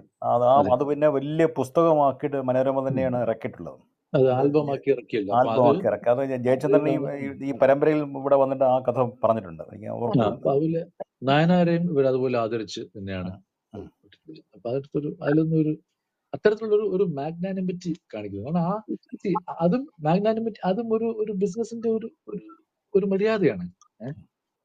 പക്ഷെ ഒരു നല്ല ഒരു ഹ്യൂമൻ ആണെന്നുള്ള തെളിയിക്കുന്നത് ഇവിടെ സംസാരിച്ച പലരും, മനോരമയിലെ പ്രശസ്തരായിട്ടുള്ള പല ഫോട്ടോഗ്രാഫർമാരും ഇവിടെ വന്ന് ഈ കാര്യങ്ങൾ പറഞ്ഞിട്ടുണ്ട്. എനിക്ക് തോന്നുന്നു ജയചന്ദ്രൻ സാറ് തന്നെയാണ് പറഞ്ഞെന്ന് തോന്നുന്നുണ്ട്. അതായത് പിന്നെ ശബരിമലയില് പിന്നെ ചില പ്രശ്നങ്ങൾ ഉണ്ടായ സമയത്ത് അത് റിപ്പോർട്ട് ചെയ്യാൻ പോയി. പിന്നെ സമയം വളരെ വൈകിട്ടാണ് തിരിച്ചെത്താൻ പറ്റിയത്. അന്ന് കാർ എന്തോ പിന്നെ ബ്രേക്ക് ഡൗൺ ആയി. അപ്പൊ തിരിച്ചെത്തുമ്പോ ഭയങ്കര പേടിയായിരുന്നു. ഇത് വാർത്ത കൊടുക്കാൻ പറ്റിയില്ല, എന്തൊക്കെയോ പ്രശ്നങ്ങളായിട്ടാണ് തിരിച്ചു വന്നത്. പക്ഷെ ആദ്യമേ ചെന്ന് മാത്തുക്കുട്ടിച്ചായന്റെ അടുത്ത് പോയി സംസ്ഥാപരാധവും പറഞ്ഞു. അതോടുകൂടി ആ പ്രശ്നങ്ങളെല്ലാം ഇല്ലാതെയായി എന്ന് പറയും. അപ്പൊ അദ്ദേഹം എല്ലാവർക്കും അവസാനത്തെ ഒരു സോഴ്സ് ആണ്. ഇങ്ങനെ എന്തെങ്കിലും ഒരു പ്രശ്നം വന്നു കഴിഞ്ഞാൽ പരിഹരിക്കാനായിട്ട് അദ്ദേഹത്തിനെ കണ്ടാൽ മതി എന്നുള്ളത്. അതൊരു മാഗ്നാനിമിറ്റിയുടെ വേറൊരു ഉദാഹരണമാണ്. കൂടെയുള്ള ജോലിക്കാരോടൊക്കെ ഏറ്റവും പിന്നെ ഡിഗ്നിഫൈഡ് ആയിട്ടുള്ള രീതിയിൽ പെരുമാറുക എന്നുള്ളതും വളരെ പ്രധാനമല്ലേ. എത്ര ചെറിയ ആളാണെങ്കിലും. KR മീര രാജിവെച്ച് പോകാൻ നേരത്ത് KR മീര ഇങ്ങനെ ചെന്ന് കണ്ടു. അപ്പം ചെന്ന് കണ്ട് ഇപ്പൊ യാത്ര പറയാൻ നേരത്ത് ഞാൻ വരാം. അപ്പൊ അദ്ദേഹം പറഞ്ഞു, നോക്കട്ടെ, ഇടയ്ക്ക് ഞാനും വന്ന് കാണാമൊക്കെ ഒന്ന് നോക്കട്ടെ. അപ്പൊ മീര ചോദിച്ചു, എന്നെ വന്ന് കാണാൻ? അല്ല, നാളെ ആരാണ് വലിയ ആളാവുന്നത് നമുക്ക് പറയാൻ പറ്റില്ലല്ലോ. മീര വന്ന് കാണാൻ ഞാൻ സന്തോഷത്തോടെ കാണുമെന്നാണ് പറയുന്നത്. അതൊരു ദീർഘവീക്ഷണമായിരുന്നു. അതുപോലെ ഈ ബോബനും മോളിയുടെ കേസിന്റെ കാര്യം ഇവിടെ സെബാസ്റ്റ്യൻ പോൾ സാറ് പറഞ്ഞിട്ടുണ്ട്. അവസാന നിമിഷം അദ്ദേഹത്തിന്റെ ഒരു പിന്നെ അദ്ദേഹം അത് കേസ് ജയിക്കുകയാണല്ലോ ചെയ്തത്. പക്ഷെ മനോരമ അത് വിട്ടുകൊടുത്തതോടുകൂടി അദ്ദേഹത്തിന് കിട്ടാനുണ്ടായിരുന്ന ആ ക്രെഡിറ്റ് പോയതിനെ പറ്റിയിട്ട് പറയുന്നുണ്ട്. സെബാസ്റ്റ്യൻ പോളിന്റെ ആത്മകഥയിലാണ് നമ്മൾ ഈ പരമ്പര ആരംഭിക്കുന്നത്. അവസാനം വക്കീൽ മാത്രം ബാക്കിയായി. പിന്നെ ടോംസ് അത് പ്രസിദ്ധീകരിക്കാനുള്ള അനുവാദം കൊടുത്തുകൂടി കേസിൽ നിന്ന് പിൻവാങ്ങി. ആ കേസ് അന്തിമമായിട്ട് ജയിച്ചേനമായിരുന്നു. ചരിത്രത്തിൽ അത് രേഖപ്പെടുത്തപ്പെട്ട എന്നൊക്കെ പറയുന്നുണ്ട്. എന്ന് മാത്രമല്ല, ഇദ്ദേഹം പറയുന്നുണ്ട്, പിന്നെ ടോംസ്, അതുകൊണ്ട് ടോംസ് ഇപ്പോഴും ഞങ്ങളുടെ സുഹൃത്തായി തന്നെ തുടരുന്നു, എല്ലാത്തിനും ശുഭാന്ത്യം എന്നാണ് പറയുന്നത്. അതുപോലെ ഈ അമേരിക്കയിലെ ബാങ്ക്രപ്റ്റൻസി കേസുകൾ ഉണ്ടായിരുന്നല്ലോ. അപ്പൊ അതുപോലെയുള്ള ഒരു സംഭവമാണ് ഈ ക്യുലോൺ ബാങ്ക് പൊളിഞ്ഞത്. അപ്പൊ റൺ എന്നൊക്കെ പറയുന്ന ആ ടേം തന്നെ നമുക്ക് പരിചിതമല്ല. അപ്പൊ അതിനെപ്പറ്റി വളരെ വിശദമായിട്ട് പറയുന്നുണ്ടല്ലോ. മൈലാപ്പൂരില് ആണത് തുടങ്ങിയ, മൈലാപ്പൂർ ബ്രാഞ്ചില് CPയുടെ ഒരു അതെ ഇതിലാണ് അത് ആരംഭിച്ചത്. അങ്ങനെ റൺ എന്ന് പറഞ്ഞാൽ ആളുകൾ വന്ന് തിരിച്ച് പണം ചോദിക്കുന്നതാണെന്ന് നമുക്ക് അറിയില്ല. നമ്മൾ റൺസ് എടുക്കുന്ന ക്രിക്കറ്റിന്റെ റൺസേ അറിയുള്ളൂ. ഞാനത് പരാമർശിച്ചായിരുന്നു. അതുപോലെ 9 വർഷം അടച്ചിട്ട പുനഃപ്രസിദ്ധീകരണത്തിന്റെ സമയത്തുള്ളതും ഒക്കെ വളരെ നമ്മള് ടച്ച് ചെയ്യുന്ന ഒരു സ്റ്റോറിയാണ്. എന്ന് വെച്ചിട്ടുണ്ടെങ്കിൽ ആ ആ, ഉണ്ണുണ്ണി അത് ചായന്റെ ഒരു അത് വല്ലാത്തൊരു അവസ്ഥ, ശമ്പളം കൊടുക്കാൻ പോലും പണമില്ലാതെ സാർ അത് പറയുകയും അത് ചെയ്തു. ആ, അവിടുത്തെ ചൂളമരച്ചോട്ടിൽ ചെന്ന് അദ്ദേഹം തലകുനിച്ചിരിക്കുന്ന സംഭവം നമുക്ക് ശരിക്കും പറഞ്ഞാൽ ഇതില് സിനിമാറ്റിക് ആയിട്ടുള്ള ഒരുപാട് രംഗങ്ങളുണ്ട് എന്നുള്ളതാണ് ഒരുപാട് ഈ ഇതിന്റെ ഒരു പ്രത്യേകത. എന്ന് വെച്ചാൽ അത് ആ പല പറഞ്ഞു പോകുന്ന രീതിയുണ്ട്. ഞങ്ങളിൽ അതെ ആർക്കൊക്കെയോ കരച്ചിൽ വരുന്നുണ്ടായിരുന്നു. അതെ അതെ അതെ, പത്രം രണ്ടാമത് പ്രസിദ്ധീകരിച്ച് മഷി പുരണ്ട അക്ഷരങ്ങള് ഒന്നും വായിക്കാൻ പറ്റുന്നില്ല. എഡിറ്റോറിയൽ എഴുതിയത് കാണാൻ വേണ്ടി കുടുംബാംഗങ്ങളൊക്കെ കാത്തിരിക്കുമ്പോ അത് അതിലൊന്നും കാണാൻ പറ്റുന്നില്ലാത്ത ഒരു അവസ്ഥ. അതുപോലെ വേറൊരു എനിക്ക് അപ്പച്ചൻ എഴുതി ടച്ചിങ് ആയിട്ട് എടുക്കുന്നത്. തോന്നിയതാണ്, ഈ പത്രത്തിന് ഒരുപാട് പ്രശ്നങ്ങൾ ഉണ്ടാവുമ്പോ അമ്മച്ചി കുറച്ച് വെളിച്ചെണ്ണ വഴിപാട് നടത്തും. അവിടുത്തെ കോട്ടയം അതെ പുത്തനങ്ങാടിയിലെ കുരിശുപള്ളിയിലേക്ക് ഒരു കുപ്പി വെളിച്ചെണ്ണ കൊടുത്തയക്കും ആരുടെയെങ്കിലും പക്കല്. സാധാരണ നമ്മളുടെ വീട്ടിലൊക്കെ അമ്മമാര് ഇതുപോലെയൊക്കെ ആണല്ലോ സമാശ്വാസം കണ്ടെത്തുന്നത്. അപ്പൊ നമുക്ക് വളരെ ഒരു ഫീലിംഗ് വരുന്ന ഒരു സംഭവമായിട്ട് തോന്നി എനിക്ക്. മിസ്സസ് കെ മാത്യുവിന്റെ പ്രാർത്ഥനയുടെ കാര്യം പറഞ്ഞു. അത് ഒരു ഉറക്ക പ്രാർത്ഥിക്കും. അപ്പൊ അതിനകത്ത് ഈ എല്ലാ ഇപ്പൊ കടയിൽ പോയ പ്രദീപിന്റെ കാര്യം പറയും. അതെ അതെ കർത്താവെ, പ്രദീപ് മോട്ടോർ സൈക്കിളിലാണ് കടയിലേക്ക് പോയിരിക്കുന്നത്, ഇവിടെ എത്തുമ്പോഴാമൻ അപകടം വരരുത്. അപ്പൊ ഇദ്ദേഹം ഇതെല്ലാം കേട്ട് ഇങ്ങനെ നോക്കിയിരിക്കുമായിരുന്നു. അവരുടെ കാലശേഷം ഇദ്ദേഹം ഉറക്ക പ്രാർത്ഥിക്കാൻ തുടങ്ങി. അപ്പൊ പറയുന്നത് ഒരു നമ്മൾ ഒറ്റയ്ക്കല്ല എന്നൊരു തോന്നൽ വരുന്ന രീതി. അതെ, അത് വി ആർ കൃഷ്ണനായിട്ടുള്ള അദ്ദേഹം ഭാര്യയുമായിട്ട് സംവദിക്കുന്ന സംഭവമൊക്കെ ഇദ്ദേഹം വിശ്വസിക്കാൻ തയ്യാറല്ലായിരുന്നു. പക്ഷെ സഹോദരി ഒരിക്കലും ഒരു സംഭവം പറഞ്ഞു. ഇവരുടെ മുതിർന്ന സഹോദരൻ ചാക്കോച്ചൻ മരിക്കുന്ന സമയത്ത് അവരുടെ കാറിൽ അദ്ദേഹത്തിനെ കാണാൻ മദ്രാസിൽ നിന്ന് യാത്ര പുറപ്പെടുകയാണ്. പക്ഷെ ആ കാറിൽ അദ്ദേഹം വന്ന് സമാശ്വസിപ്പിക്കുന്ന ഒരു സംഭവം ഉണ്ടായി. അപ്പൊ അതോടുകൂടി അദ്ദേഹത്തിന് അതിലും വിശ്വാസം വന്നു എന്നാണ് പറയുന്നത്. ആ ശബ്ദം കേട്ടു ഒന്ന് കരയാതെ ഉണ്ടായിരിക്കുന്നു, അങ്ങനെ എന്തൊന്ന് അതെ പറയുന്നത് അതെ അതെ ആശ്വസിപ്പിക്കുന്നത്. അടുത്തിരുന്ന് കേട്ടു എന്ന് പറയുന്നത്. അതിങ്ങനെ അപ്പൊ അത് വെച്ചിട്ടാണ് പറഞ്ഞത്, ആഴമുള്ള കറയേറ്റ സ്നേഹത്തിൽ നിന്ന് മനസ്സ് കാണിക്കുന്ന അതിശയ ലീല എന്ന് കരുതിയാൽ മതി. അതാണ് പറഞ്ഞത്. ഇപ്പൊ അവിടെ നിന്ന് ഇങ്ങോട്ട് വരുന്ന കുട്ടി ഒരു മരം കണ്ടു എന്ന് എന്നോട് പറഞ്ഞാൽ അത് വിശ്വസിക്കാമെങ്കിൽ ഇത് അതെ, അത് പറയുന്നുണ്ട് ഉദാഹരണം. അതെ, അതുപോലെ ഈ പത്രങ്ങള് മനോരമ അടച്ചുപൂട്ടിയ സമയത്ത് പിന്നെ കുറച്ച് സർക്കുലേഷൻ ഉണ്ടാക്കാനായിട്ട് ഇറങ്ങി പുറപ്പെട്ട കുറെ പത്രങ്ങള്, പൗരപ്രഭ, അങ്ങനെയുള്ള കുറെ കാര്യങ്ങൾ പറയുന്നുണ്ട്. പിന്നെ ചില ബന്ധങ്ങൾ പറയുമ്പോൾ നമുക്കൊന്നും മനസ്സിലാവില്ല.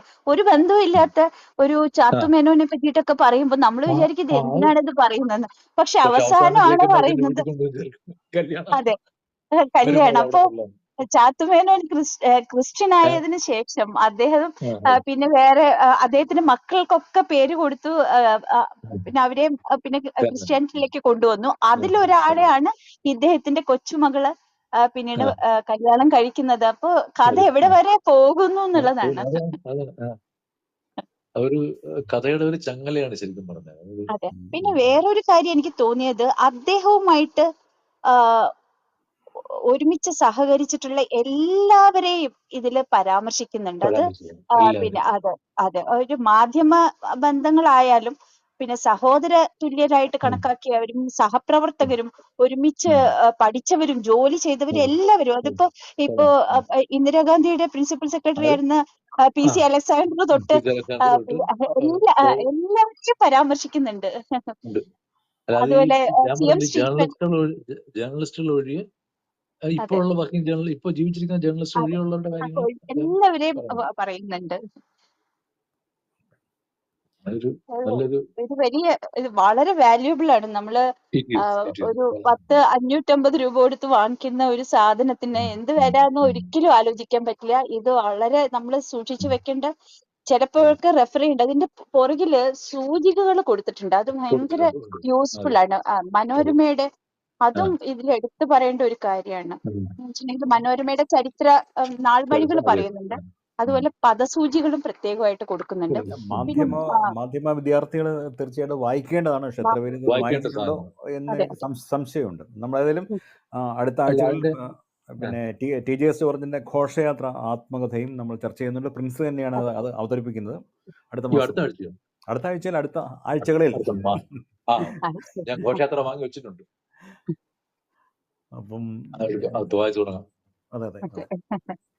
ഇത് പക്ഷെ ഞാൻ അക്കാഡമിയിലേക്ക് ഗ്രൂപ്പുകളിലേക്ക് ഷെയർ ചെയ്യാൻ പറഞ്ഞിട്ടുണ്ട്. കുട്ടികളാരും വന്നിട്ടില്ല. പക്ഷെ ഇത് നമുക്ക് ഇതിന്റെ വോയിസ് കിട്ടുമ്പോൾ നമുക്ക് അയച്ചു കൊടുക്കാം. അവര് അത് കേൾപ്പിക്കാൻ ആവശ്യപ്പെട്ടു. കേൾക്കേണ്ടതാണ് തീർച്ചയായിട്ടും. ഈ പിന്നിട്ട വഴികൾ അവർ മാധ്യമ വിദ്യാർത്ഥികൾ വായിക്കേണ്ടതും അറിയേണ്ടതുമാണ്. അതെ, ഈ ചർച്ച വായിക്കാൻ പ്രേരിപ്പിക്കുന്നതും കൂടിയാണ് എന്നും കൂടി പറയണം സർ. സാറിന്റെ അവതരണം. അതെ അതെ, ഇത് വളരെ സുദീർഘമായൊരു സെഷനാണ് താരതമ്യേന, അല്ലേ? അതെ. അപ്പൊ നമുക്കിവിടെ അവസാനിപ്പിക്കാമെന്ന് തോന്നുന്നു. ആരെങ്കിലും ചർച്ച? പ്രദീപ് സാറിനും താല്പര്യമുള്ള കാര്യങ്ങളും കൂടി ഉണ്ടായിരുന്നു. മാവേലിക്കരയുടെ പ്രധാനപ്പെട്ട ചരിത്ര പുരുഷന്മാരെ പറ്റിയിട്ടൊക്കെ നല്ല അല്ലേ? അല്ല പ്രദീപ്, ഒരുപാട് പേര് അത് പറയുമ്പോ ചോദിക്കട്ടെ പ്രദീപ്, ഈ മാവേലിക്കര എന്നുള്ള സ്ഥലത്തിന്റെ എന്താണ് ആ വാക്കിന്റെ ഉത്ഭവം എങ്ങനെയാണ്? എറ്റിമോളജി എന്താണ് മാവേലിക്കര? എറ്റിമോളജി 2-3 പറയുന്നുണ്ട്. ഇല്ല, it has nothing to do with Maveli.